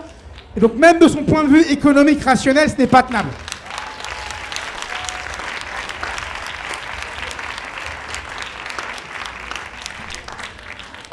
Et du coup, pour finir, je voudrais dire 2 mots de comment ça s'est poursuivi derrière. Déjà, on a eu affaire à l'échelle des soulèvements à une triple vague de répression. Donc, après cette répression physique de Sainte-Soline 2, genre arrêtez d'aller niquer des trucs par vous-même et tout, c'est pas possible, on va vous tirer dessus. On a eu une répression administrative et judiciaire. Donc administrative d'un côté avec la tentative de dissolution, qu'on a réussi à défaire uniquement grâce à vous, au rassemblement qu'il y a eu partout en France, à l'énorme soutien qu'il y a eu partout en France, et au fait que quand bien même il y avait une peine de prison associée à dire on est les soulèvements de la terre, des dizaines de milliers de personnes ont assumé ce risque ensemble. Et d'un autre côté, une répression judiciaire avec des procédures antiterroristes à l'encontre d'un certain nombre de camarades du mouvement. Et ce que je pense qui est vraiment important de retenir de cette chose, c'est que, en dépit de cette répression, on a continué. On a continué à faire des manifestations, à faire des actions, à multiplier les fronts. Et le fait qu'on ait continué, ça fait qu'aujourd'hui, de la même manière, même si la 69, ils ont ravagé la moitié des choses, bah en fait, à Rouen, ils ont abandonné le projet d'autoroute. Et en fait, il n'y a pas une loi qui dit ça, mais je pense qu'ils vont attendre un bon paquet de temps avant de refaire un projet d'autoroute en France. De la même manière qu'il n'est pas gagné que demain ils se disent tiens, si on faisait un aéroport à proximité d'une grande métropole. Et ça, c'est victoire. Il faut quand même, derrière la répression qui cherche à nous les enlever, à nous en arracher, à nous renvoyer un sentiment d'impuissance, il faut quand même se les répéter. Parce que ça nous redonne du sens. Parce qu'en même temps, c'est vrai qu'on se met en jeu. Enfin, le disque, ensemble, quand on va bloquer le disque, qu'on se fait directement charger par les flics, etc., on se met en jeu ensemble. Ça a un coût, ça fait peur. Personne va dire que oui, non, ça fait pas peur, on est des oufs et tout. Non, c'est pas vrai. En vrai, ça fait flipper et tout. Mais ce qui fait qu'on le fait, c'est non seulement qu'on est capable de se tenir ensemble, mais qu'en plus, ça a des effets très concrets sur la situation politique réelle et sur le rapport de force. Et c'est là-dessus que je voudrais finir, c'est que ce qui s'est passé là, et le fait qu'il y a un genre de début de moratoire de fait sur la construction de bassines, et qu'il y a un moratoire de fait, ça veut dire qu'il faut encore qu'on l'alimente. Hein. Ça veut dire que dès qu'il y a un nouveau projet, comme à l'Emagrin, il faut qu'on se pointe à plusieurs milliers, qu'on dise qu'est-ce que vous voulez. Vous voulez encore ce niveau-là de confrontation, vous voulez encore ce niveau-là de mobilisation. Mais le fait qu'il y ait ce moratoire de fait sur les méga-bassines, ça nous permet d'ouvrir ensemble un vaste chantier. Et ce vaste chantier, contrairement à ce que disent celles et ceux qui essaient de nous cantonner à l'étiquette d'éco-terroristes, de gens d'anti-tout, qui sont que dans une espèce de pure négativité nihiliste et tout. On s'habille en noir et entre chaque manif, on est là à aiguiser nos brise-vitres et on fait rien d'autre dans la vie. Non, en vrai, les gens qui viennent à ces manifestations, les gens qui bloquent le 10 septembre, c'est des gens comme... Ils ont un boulot, ils ont une famille, ils ont un métier, ils ont un quotidien, ils ont une vie. Et c'est cette vie-là qu'ils défendent à travers ce type de mouvement. Et cette vie-là, on ne pourra pas la défendre sans amplifier, renforcer ces rapports de force et ce type de mouvement. Et donc, on a ouvert, avec les camarades de Bassines Merci, avec cette lutte, un immense chantier qui est celui de la question de l'eau.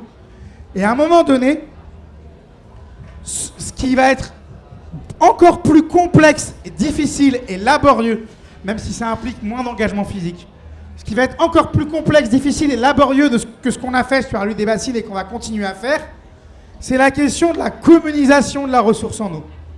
C'est la question de comment on s'auto-organise à l'échelle des bassins versants pour dire non, l'eau économique n'est pas prioritaire. Et on va empêcher celles et ceux qui prélèvent l'eau économique de nous enlever cette ressource. Pourquoi ? Parce qu'on a besoin d'eau, nous, pour boire, et on a besoin d'eau pour le milieu, et on est en mesure de créer des contre-pouvoirs qui vont s'opposer à l'accaparement capitaliste et à l'agence de l'eau pour eux-mêmes déterminer ensemble l'usage et le partage de l'eau comme commun.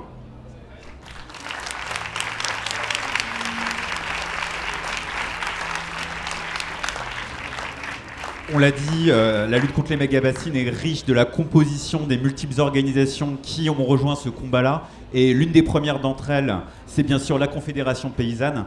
Donc je vais passer la parole à Bastien, peut-être pour que tu reviennes sur la manière dont la Confédération Paysanne a donné l'alerte très rapidement sur les méga-bassines, votre implication dans les manifestations, et peut-être nous dire aussi comment, au sein du monde paysan, au sein du monde agricole, le rapport de force a évolué depuis Sainte-Soline.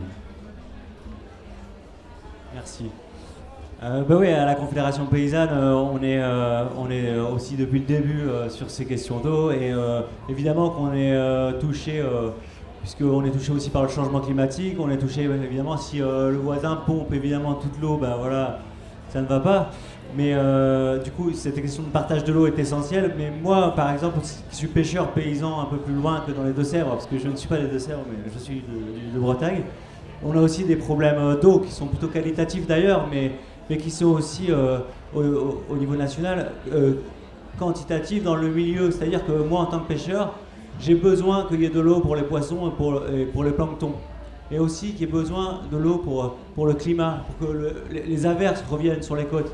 Et qu'il y ait de l'eau, que du coup, tout ce cycle, ce grand cycle de l'eau, on se le réapproprie, bien sûr, nous, paysans, mais vous aussi. Et que nous, notre légitimité, elle apparaît évidente comme ça, parce que oui, si notre voisin pompe tout, nous, on n'a plus d'eau dans notre puits, donc on ne peut plus arroser notre maraîchage, par exemple, pour nourrir le village, et qu'eux, ils exportent à vil prix du maïs, de semences pour la mondialisation, mais et nous, du coup, on est légitime évidemment en tant que paysans, mais vous aussi en tant que citoyens, du coup, vous avez toute votre légitimité à réclamer, à dire dans votre commune que vous avez besoin d'eau et que elle doit être propre, et il faut s'investir, comme disait Jojo, dans vos communes, dans les intercommunalités, dans les clés, dans toutes les institutions locales qui gèrent l'eau, pour empêcher du coup cet accaparement, et notamment la FNSEA qui prend tous les sièges dans ces commissions-là et qui est du coup très affûtée pour du coup prendre ce pouvoir. Donc il faut vraiment pas hésiter à s'engager localement, et ça n'empêche pas après de voir plus grand en bassin versant, après en région, enfin dans tous les grands bassins versants, et du coup à refaire du coup un contre-pouvoir qui soit constructif et qui fasse que en fait on retrouve une qualité d'eau, une quantité d'eau qui soit honorable, voilà.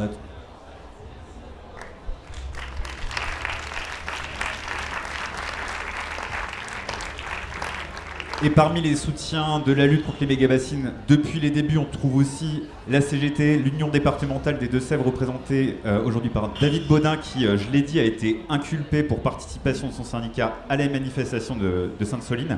Donc, est-ce que tu peux revenir pour nous sur où en sont aussi les procédures concernant tout ça, et aussi nous dire l'implication de la CGT dans ce combat, qui n'est pas un syndicat agricole? Alors je vais faire dans le désordre. On va parler de l'implication de la CGT d'abord. La CGT, elle fonctionne par territoire, par union départementale, elle fonctionne d'un autre côté par profession. Voilà, et sur le territoire, on observe des changements sur nos territoires, on observe des prés qui sont devenus des champs, on observe des fossés qui sont devenus des autoroutes à eau. Voilà, et on observe aussi qu'il y a des sécheresses et qu'on a failli être coupé plusieurs fois de flotte au robinet, quoi. Voilà, les salariés partout ont besoin d'eau pour vivre, pour faire vivre des fois leur entreprise aussi, parce qu'il y a des entreprises qui utilisent de l'eau. Voilà, c'était tout à fait naturel que la CGT s'implique dans un combat comme celui de la lutte contre les méga-bassines. Sur la question de la répression ensuite, alors la répression elle est totalement ubuesque. Ils ont voulu calquer sur nos organisations au sein du collectif Bassines Non Merci, au sein des soulèvements de la terre, nos organisations horizontales. Ils ont voulu calquer une organisation pyramidale comme ça se passe chez les militaires, comme ça se passe dans la gendarmerie. Ils ont voulu désigner des chefs, voilà, pour avoir de la chair à canon à dézinguer. Et du coup, on se retrouve avec des procès assez incroyables où on nous dit on vous a interdit de manifester, puis maintenant on vous convoque pour vous dire que c'est vous les organisateurs. Donc c'est assez spécial. On vous a enlevé les moyens de l'organisation, mais du coup, vu que c'est vous qui aviez déposé la manifestation, on va considérer que c'est vous les organisateurs. On a enlevé les moyens au soulèvement à Bassines Non Merci de pouvoir avoir des villages de l'eau avec des grands chapiteaux, des toilettes, des arrivées d'eau qu'on a réussi à construire quand même collectivement avec un tas de gens qui étaient autour de nous. Voilà, et on vous dit que vous savez pas gérer une manifestation, que vous savez pas l'organiser. C'est totalement ubuesque, et dans la répression, donc il y a cette répression qui nous est arrivée dessus avec des interdictions de port d'armes, alors qu'on n'est pas régulièrement harnaché de fusils, voilà, tel qu'on nous décrirait dans la presse. Non, moi j'en ai jamais eu. Donc voilà, des interdictions de port d'armes, des amendes très faibles pour certains, jusqu'à des dizaines de milliers d'euros pour d'autres, des peines de prison, avec sursis pour certains, ferme pour d'autres, 0 pour d'autres. Alors nous, par exemple, les organisations syndicales de salariés, Solidaires et la CGT, on a des condamnations faibles, 500 € d'amende, 5 années d'interdiction de port d'armes. Et on nous explique en procès que, en fait, on est les idiots utiles de la lutte, nous nous serions fait manipuler. C'est pas une prise de conscience, c'est une manipulation des écoterroristes que nous avons subis. Voilà, et on est les idiots utiles de leur lutte. Et enfin, c'est hyper rabaissant et dégradant, hein, voilà. Et donc on nous condamne à des peines minimes, mais des premières condamnations. Pour la CGT, en tout cas, c'était la première condamnation le 17 janvier 2024. C'était la première condamnation pour organisation d'une manifestation interdite depuis l'occupation nazie. Voilà, ça veut dire quelque chose quand même. Et puis ensuite, il y a tous les... Parce qu'il y a cette répression qui a été très médiatisée, on va dire, des 9 qui sont voulu porter comme tête d'affiche. Et puis il y a toute cette répression autour, donc des milliers d'amendes de 135 € pour les gens qui ont participé à ces manifestations. Puis des trucs un peu incongrus. Voilà, on a eu le procès du militaire, du lapin et du moine, où ils portaient des accusations lourdes contre des personnes. Alors une personne qui avait voulu enlever les dégradations que les flics avaient portées sur place, donc récupérer les munitions pour nettoyer en fait les prés, et 2 autres personnes qui sont accusées d'avoir molesté un gendarme, alors que dans les faits on les voit juste brandir une veste qu'on sait même pas où ils ont collecté. Voilà, une autre personne ensuite qui est condamnée au tribunal de Niort parce que il a passé un week-end en garde à vue. Il était venu à Sainte-Soline pour monter un Barnum, et du coup dans son fourgon il avait des poids de 12 kg pour lester au coin du Barnum, et il est accusé d'emmener des objets contendants à la manifestation pour jeter sur les flics. Alors au procès il dit mais vous savez ce que c'est un poids de 12 kg, vous avez essayé de le jeter parce que moi j'arrive pas à le jeter plus loin qu'à 2 mètres de moi. Voilà, donc faudrait que vous me montriez comment molester les flics avec ça. C'était complètement aberrant, mais il a été condamné quand même à 500 € d'amende. Voilà, donc des condamnations ubuesques pour essayer de réprimer ceux qu'ils considèrent les organisateurs de la lutte, et pour en tout cas inciter à tous ceux qui voudraient lutter de ne pas venir à nos mobilisations. Donc on remercie tous ceux qui sont venus à nos mobilisations depuis et qui ont été très présents, notamment dans les blocages du 10 septembre.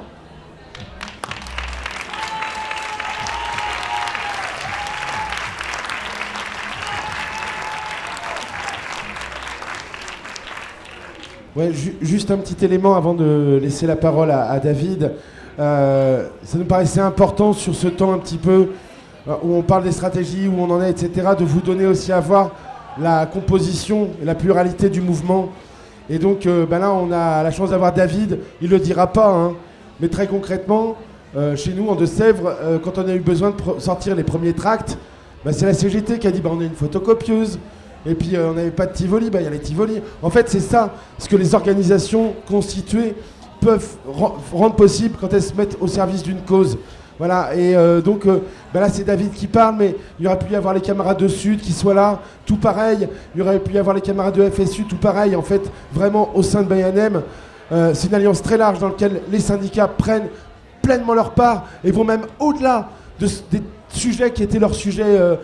Clairement que la CGT elle aille sur la flotte comme ça, c'est hyper inspirant. Nous c'est vraiment ce à quoi on aspire, on a à péter ces barrières et donc de la même manière dans la liste d'invitations au niveau des politiques, parce que c'est pas un gros mot dans notre lutte à BNM, il y a des députés, il y a des partis, ça fait aussi partie du game, ça fait aussi partie dans la diversité des tactiques, des choses qui sont activables, qu'on peut activer.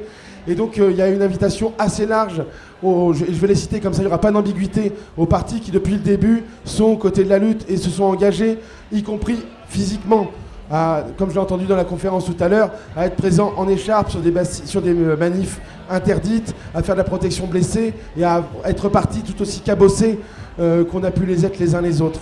Donc c'est parti, c'est le NPA. Et Philippe, il n'aurait pas été à la librairie, il sera avec nous autour. On peut l'applaudir, mais tout autant que tout le monde, quoi. C'est parti, c'est aussi la FI. Et je voulais rendre particulièrement hommage, en particulier à Clémence Guettet, qui est d'une ténacité sur ce dossier de malade.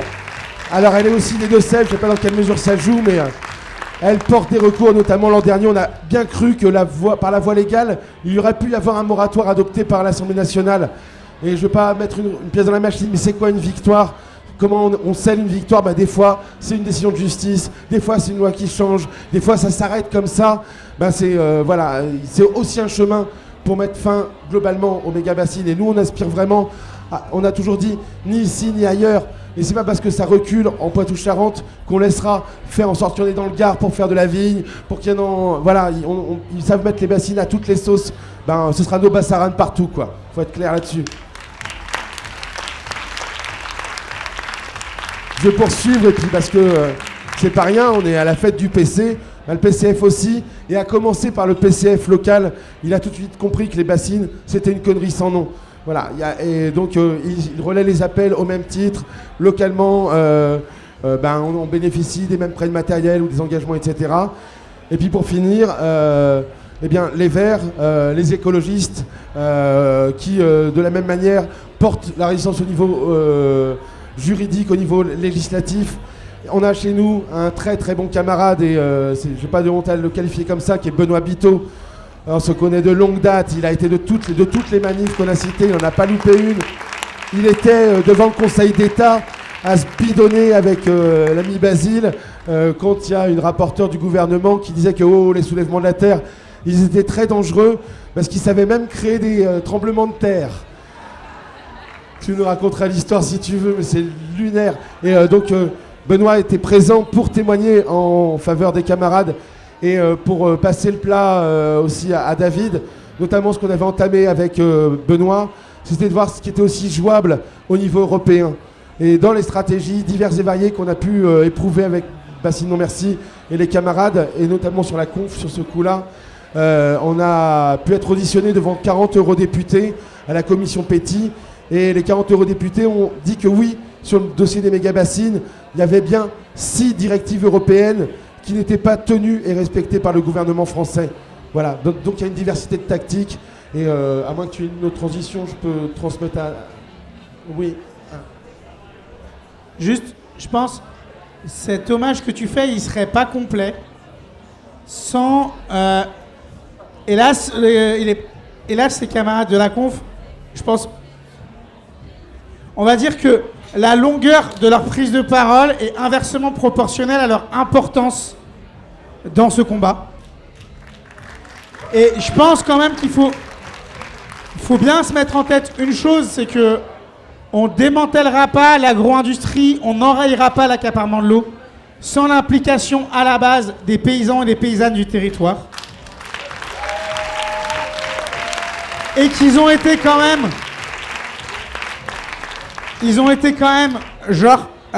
en dépit à des moments de légers désaccords stratégiques, c'est pas ça qu'il faut retenir. Ce qu'il faut retenir, c'est vraiment qu'ils ont été quand même constants, solides. Enfin, je veux dire, nous, alors là, nous, je parle pour les soulèvements, pas pour Bassine Non Merci, mais nous, on vient, on fait monter la sauce, on fait augmenter le rapport de force, etc.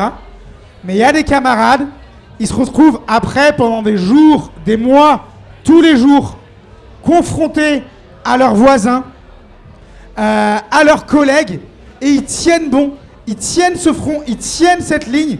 Et moi, j'ai l'impression quand même que un des objets des soulèvements de la terre et de la lutte citoyenne de Bassine Non Merci, un des objets principaux, au-delà de remercier les élus qui nous ont accompagnés et tout, un des objets principaux, vraiment majeurs, c'est vraiment tous ces camarades éleveurs, éleveuses, maraîchers, maraîchères, des Deux-Sèvres, de Charente-Maritime, etc., qui ont vraiment tenu le choc, qui sont encore là à tenir le choc, et qui, par leur pratique, montrent concrètement la voie d'une autre forme d'usage et de partage de l'eau.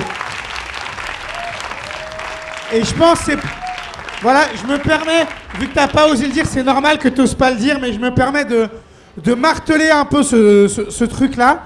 Et je pense vraiment que sans l'implication, sans l'envahissement avec les tracteurs, à la première mobilisation, sans l'implication de nos camarades de la Confédération paysanne et sans... je pense en tout cas que quand on parle de composition, là on dit oui c'est bien, il y a différentes forces, il y a les forces offensives de la jeunesse, il y a les forces écologistes, il y a les élus, il y a les citoyens, etc. Je pense qu'il faut quand même souligner que la classe paysanne occupe une place particulière dans cette composition et que c'est hyper important de prendre acte de ça sur ce combat-là spécifique. Sur d'autres combats, sur l'antiracisme, ce sera d'autres catégories, mais sur ce combat-là spécifique, on ne peut pas faire sans les camarades et on a le devoir de les appuyer, d'être à leur côté et de les remercier pour pour ce qu'ils font tous les jours. C'est moins visible qu'une grosse manif, c'est moins visible qu'une grosse action, mais c'est tout aussi important ce qui est fait par les camarades paysans.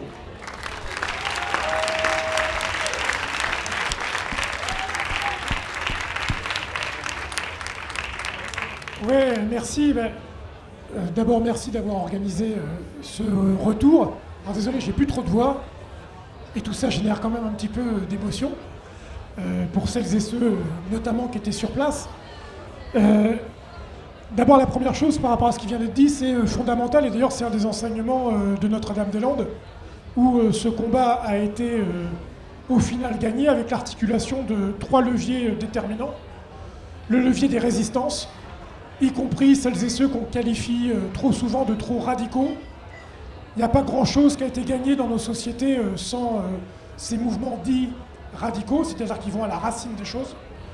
Les mouvements d'alternatives concrètes, c'est notamment les paysans qui savent de quoi ils parlent, et le levier institutionnel, c'est-à-dire que là aussi, il y a des leviers qui permettent de bouger les choses. Moi, je m'appelle David Cormand, je suis député européen, vert, et donc, là d'où je parle, même si j'étais là à Sainte-Soline, c'est le levier institutionnel que j'essaye d'activer.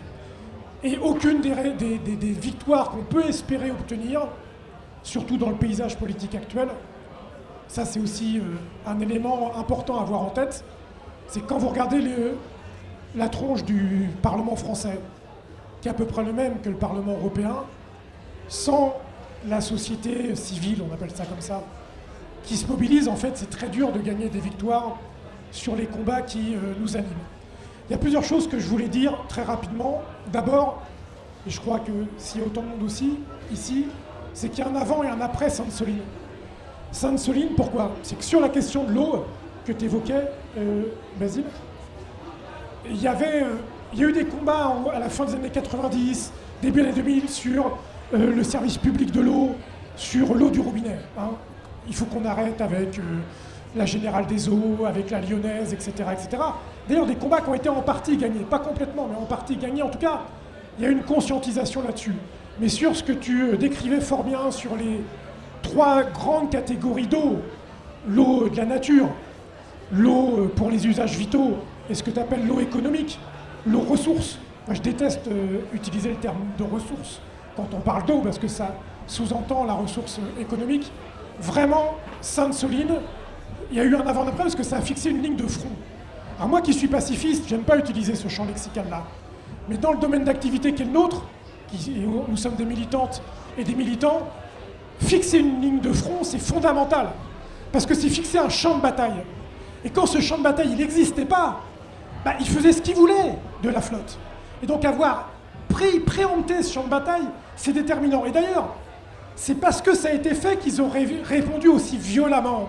Parce que ce champ de bataille tel qu'il a été fixé, l'eau comme commun, ils n'en voulaient pas. Ils voulaient le maintenir dans l'argument économique de l'usage de l'eau. Et c'est pour ça qu'ils nous en veulent autant, finalement.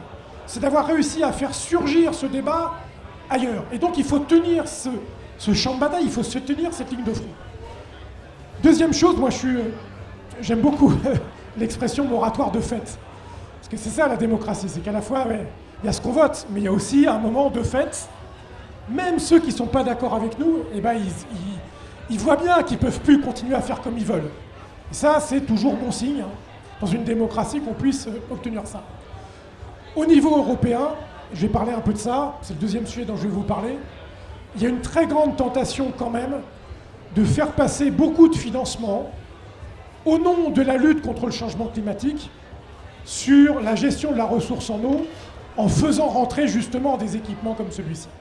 Et donc il va falloir mener cette bataille. Et ce que je trouve très intéressant et ce que je voulais vous transmettre, c'est que dès qu'on parle de ces dossiers-là, quelle que soit l'origine nationale du député européen qui est là, il se retourne vers nous les Français, parce que partout dans l'Europe, ce combat sur les bassines, il a infusé. C'est-à-dire que les gens soient d'accord avec nous, soient contre nous, ils savent que là, il y a eu quelque chose qui s'est passé. Et donc ça, c'est important, parce qu'il y a quelque chose d'inspirant, du coup, et qu'il faut continuer de pousser. Pour finir, j'ai pas voulu intervenir au débat précédent sur comment les uns et les autres on avait vécu Sainte-Soline. Je veux vraiment qu'on se dise entre nous que moi, ça fait longtemps que je milite ou quoi, c'est la seule fois que j'ai vu une zone de non-droit. La zone de non-droit à Sainte-Soline, là, c'était une zone de non-droit. Pas à cause des manifestants, à cause des autres. Et je peux vous dire que quand on a vu débarquer les espèces de... C'est les braves M ruraux. Ouais, avec des SCC, c'est les gars c'est les trucs à 4 roues, là, vous avez tous vu, les quads, l'espèce de quad. Et je me suis dit, mais c'est Mad Max. Et je sais pas si vous connaissez, enfin si, tout le monde a vu Mad Max. Mad Max, ça parle de la pénurie d'eau. Enfin, ça parle aussi de ça. Et je me suis dit, mais c'est incroyable en fait ce qu'on est en train de vivre avec la même violence. Enfin, toute proportion gardée, mais malgré tout, qu'il y a dans Mad Max, c'est ça, c'est comme une fenêtre vers le futur. Et nous, du côté des manifestants, on était ceux qui ne veulent pas de ce futur-là. C'est ça le paradoxe. C'est que soit c'est nous qui gagnons sur le rapport à ça, à la vie, soit la gestion de l'eau, bah ça sera les quads. Ça sera les quads partout. Parce qu'il y aura cette quête-là. Donc voilà, il faut tenir ce combat-là. Il y a Thomas Dessus, qui est là-bas, qui est un copain sénateur écolo qui était là. Marine Tondelier, qui n'est pas parlementaire, mais je pense qu'elle a vécu des moments compliqués quand on était avec... les personnes blessées pour essayer de faire accélérer les secours. Et tu as bien fait de dire qu'il y avait beaucoup de copines et de copains insoumis, PC, etc., qui étaient là. Voilà, nous on a fait ce qu'on a pu, à la place qui est la nôtre, dans le respect de ce que sont les luttes, et on est très lucide sur le fait que notre rôle à nous, il est ce qu'il est, on essaie de tenir ça, mais à ce moment-là, avant, après, on sera là, de toutes nos forces, pour mener ces combats. Et tu as raison d'insister, Basile, sur le fait que, vraiment, il faut insister sur les victoires. Parce que c'est trop déprimant le monde dans lequel on est, mais finalement, certes, c'est quelques milliers de gens, mais par rapport à l'ensemble de la population, c'est pas tant de monde. Et on arrive à faire reculer des intérêts qui sont tellement puissants, tellement importants, et ça marche, ça marche. L'atome d'énergie qu'on met là-dedans, c'est dur, il y a un coût à ça, mais ça marche. Donc ces victoires, elles sont possibles, il y en aura encore plein. Donc l'avenir, il peut être radieux, on va le mener, et malgré les chocs qu'on a vécus, les douleurs qu'on a vécues, il faut se tourner vers quelque chose qui est de l'ordre d'un avenir désirable, comme on dit. Et donc on est là, et merci beaucoup pour tout ça.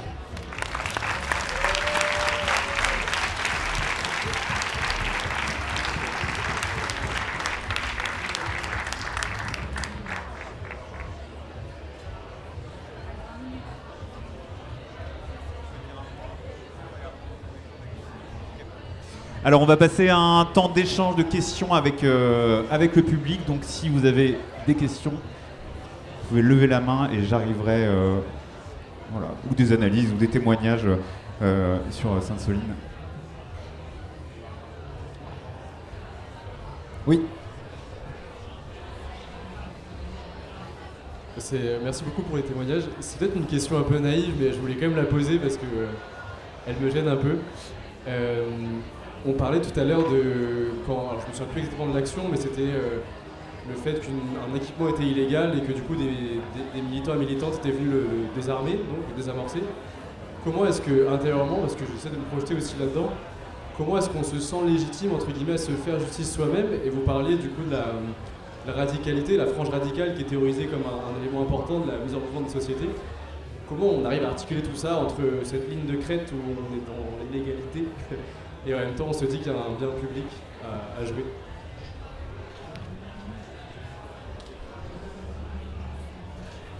Bah, je vais pas te faire une réponse sur le plan théorique, même s'il y aurait beaucoup à dire.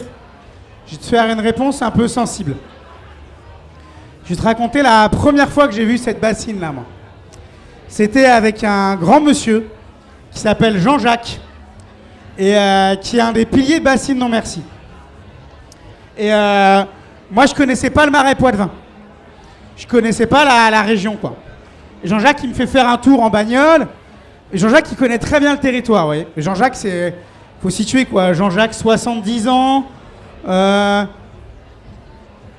Franchement, Jean-Jacques, c'est... à la base, c'est pas un révolutionnaire, même si aujourd'hui, c'est le meilleur d'entre nous.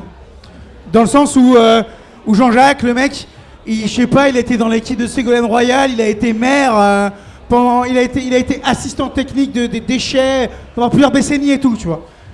Et on roule ensemble dans son territoire, tu vois. Et il me dit, tu vois la rivière là, elle est à sec. Tu vois, on passe un deuxième point, il fait, tu vois la rivière là, elle est à sec.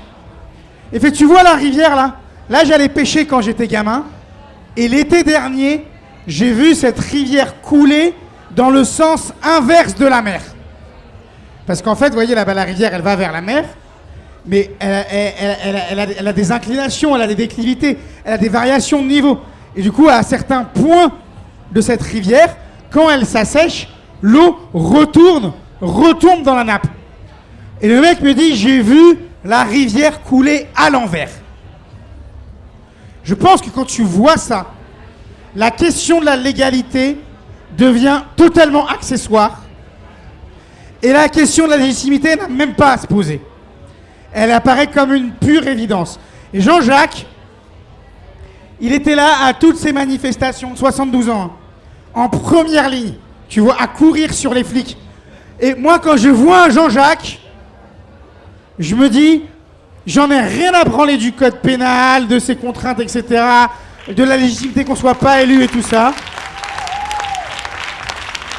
Pourquoi ? Parce que Jean-Jacques, il connaît ce territoire, il l'a fait vivre, il a pêché dedans, il connaît chaque exploitant, chaque agri, comment il est passé sur tel ou tel mode, chaque haie qui a été arrachée, il a la trace dans sa tête. Moi, je n'ai pas de la trace dans ma tête. Et les générations qui suivent Jean-Jacques, ça se trouve, elles ont oublié combien de haies il y avait dans cet endroit-là. Mais Jean-Jacques, lui, il s'en rappelle, tu vois. Et du coup, eh ben, c'est la faute à Jean-Jacques.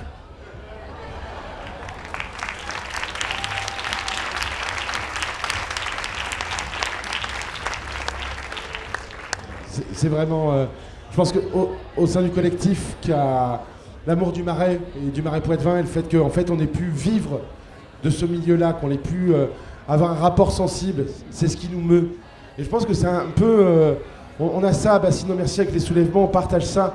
Les manifs, alors Sainte-Soline, voilà. Ce sont des expériences collectives. C'est immersif. Dans la gamme d'actions qu'on a pu monter, je crois que la 3e manif qu'on organise en 2018, c'est une baignade collective. Je pense que quand on a joui d'une rivière, il se crée un attachement. Et de cet attachement, bah en effet, quand tu sais que ça fait 10 ans qu'il y a une bassine qui est illégale, et que tant tu n'auras pas mis un coup de cutter dedans, elle continuera à pomper la rivière et à foutre en l'air tout ce que t'aimes, bah en effet, voilà. En fait, c'est le rapport à l'État. On a chez nous un État qui accorde tous les passe-droits quotidiennement. Je ne vais pas rentrer dans la grande question des arrêtés préfectoraux qui ne sont jamais respectés, dont les règles du jeu ne sont même pas à la hauteur des exigences du milieu. Chez nous, quand ils doivent arrêter de pomper, ça fait déjà un bon moment que la rivière elle est à sec en bas. À Mosée, c'est exactement ça. On s'est retrouvé en plein hiver avec un mignon, c'est le nom de la rivière qui passe là-bas, à sec. Et le protocole qui conditionne le remplissage des méga-bassines disait que c'était OK. Donc, bon, voilà, on y va. Il n'y a pas d'ambiguïté. Et je pense qu'il y a un autre moteur aussi. Quand on a des drôles, c'est des enfants chez nous. Quand on est attaché, voilà. En fait, c'est peut-être un Jean-Jacques, c'est ce qu'il aime à faire. Ce que j'aime à faire, c'est On a eu la chance de vivre dans un écosystème incroyable qu'on a vu dépérir. Et peut-être aussi notre moteur, c'est qu'on sait que la biodiversité, elle a quand même une certaine aptitude à pouvoir soigner des choses. Tu retrouveras jamais toutes les espèces de notre enfance. On perd de la libellule, on perdra du... Mais si on lui fout un peu la paix, et si on arrête de mettre du poison dans la flotte, eh ben, il se peut que ça refleurisse. Il se peut qu'il y ait de la reconquête. Et c'est moi, personnellement, c'est cet espoir qui m'entretient, quoi. Il ne sera jamais trop tard. Il y aura toujours quelque chose à sauver.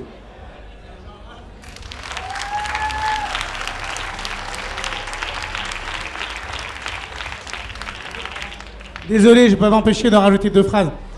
Juste 2 phrases. C'est que quand il n'y aura plus d'eau, les textes de loi, ils ne se boivent pas. Tu ne pourras rien faire avec. Tu auras beau les respecter ou pas, tu ne pourras rien faire avec.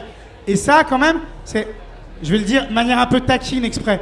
À l'époque où l'écologie était anticapitaliste et anti-impérialiste, René Dumont, il expliquait bien ça en buvant son verre d'eau.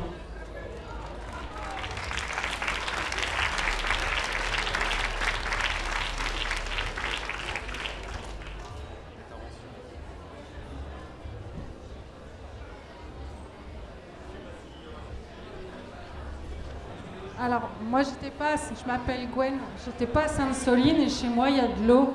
Il y a de l'eau qui tombe du ciel tout le temps. Et nos rivières, elles coulent vers la mer, mais nos rivières, elles sont mortes. Elles sont mortes des pesticides qui sont déversés dedans.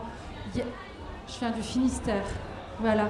J'ai appris un jour à la radio, en écoutant France Inter, dans la Terre au carré, que la rivière qui coule dans mon village, qui s'appelle la Mignonne, c'est une rivière morte. Et ça m'a fait mal. Et quand on va se balader sur le bord de la mer, nos plages, elles sont remplies d'algues vertes, dégueulasses. Et personne ne fait rien. Et c'est terrible. Je suis allée une fois du côté de Saint-Brieuc. J'ai dit à mon fils, on va voir la mer. Et la plage était interdite. Il y avait des rubalises rouges et c'était marqué « danger de mort ». Et merde, c'est pas normal. On peut pas vivre dans ce monde-là. Il faut vraiment faire quelque chose. Parce que, enfin, où est-ce qu'on va si là où l'eau coule, l'eau est morte, et si dans vos régions à vous, il n'y a plus d'eau, mais qu'est-ce qu'on fait? Qu'est-ce qu'on fait là, en fait? Et c'est les méga-bassines, c'est les méga-porcheries. La loi du plomb, on a encore la possibilité de faire un recours, mais pas pour les porcheries. Maintenant, ils peuvent nous faire des porcheries à 10 000 cochons, sans autorisation. Les préfets font ce qu'ils veulent. Et nous, on subit, c'est juste dégueulasse. Et donc, bon, voilà, c'était juste mon petit apport à moi.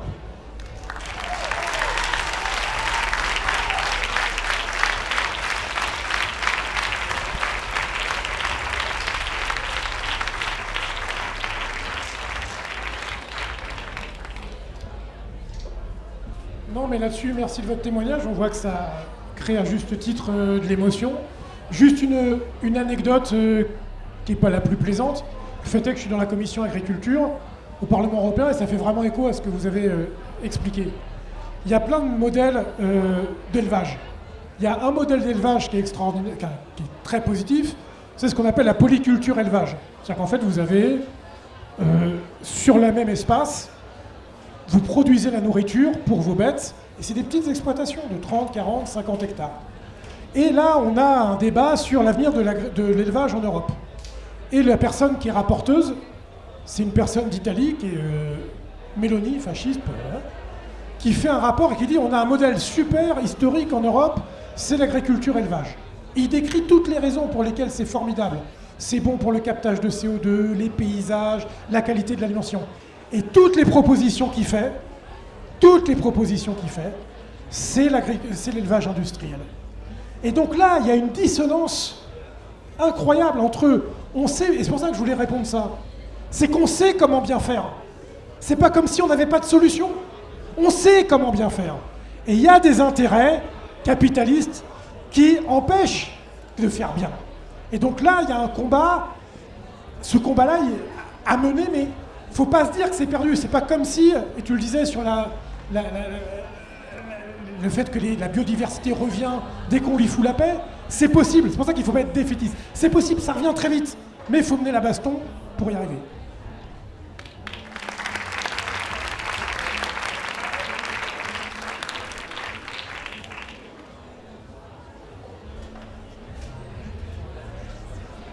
Bonjour, alors moi je suis Ludovic, je suis un proche de Michael et si je prends la parole aujourd'hui, je l'ai rarement fait, ou voire jamais fait. C'est parce que depuis 2 ans et demi on se bat, mais si on arrive à se battre, c'est parce qu'on a les soulèvements de la terre qui sont avec nous, on a la Confédération paysanne, on a BNN, et sans eux, on pourrait rien faire. On n'aurait pas d'avocate, parce que personnellement, je sais pas combien ça va coûter en frais de justice, mais moi je peux mettre mon corps à vendre, mes organes, et puis je pense qu'on n'aura pas assez si personne nous soutient. Et puis je voulais donc tous vous remercier et dire comme Julien m'a dit quelques fois quand on s'est rencontrés, merci la famille, parce que franchement pour moi, vous êtes une famille qui nous soutenait, et puis si vous n'étiez pas là, franchement, on n'avancerait pas. Merci à vous.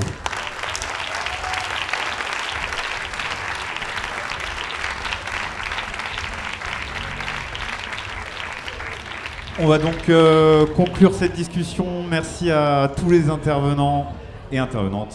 Bien sûr, la fête continue ici sous le chapiteau des Soulèvements de la Terre avec des DJ sets. Et bien sûr, nos Bazaran.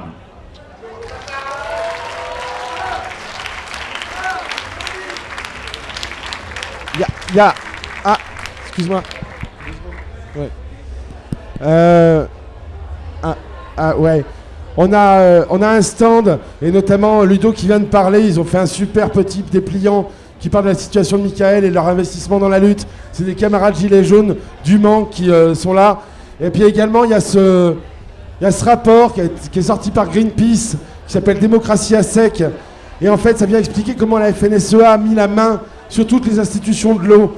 Si on connaît notre ennemi, on sait le combattre correctement. Et je vous invite vraiment à aller vous fournir, chercher ce document. Il est aussi sur Internet. Et peut-être pour s'enjailler en partant, pas de bassine à Sainte-Soline.